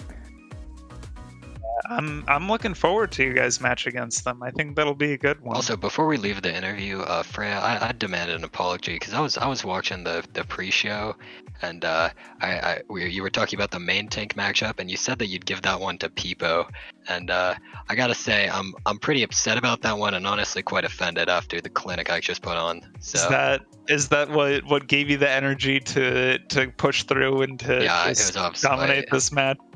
Exactly. So keep doubting. So you know what?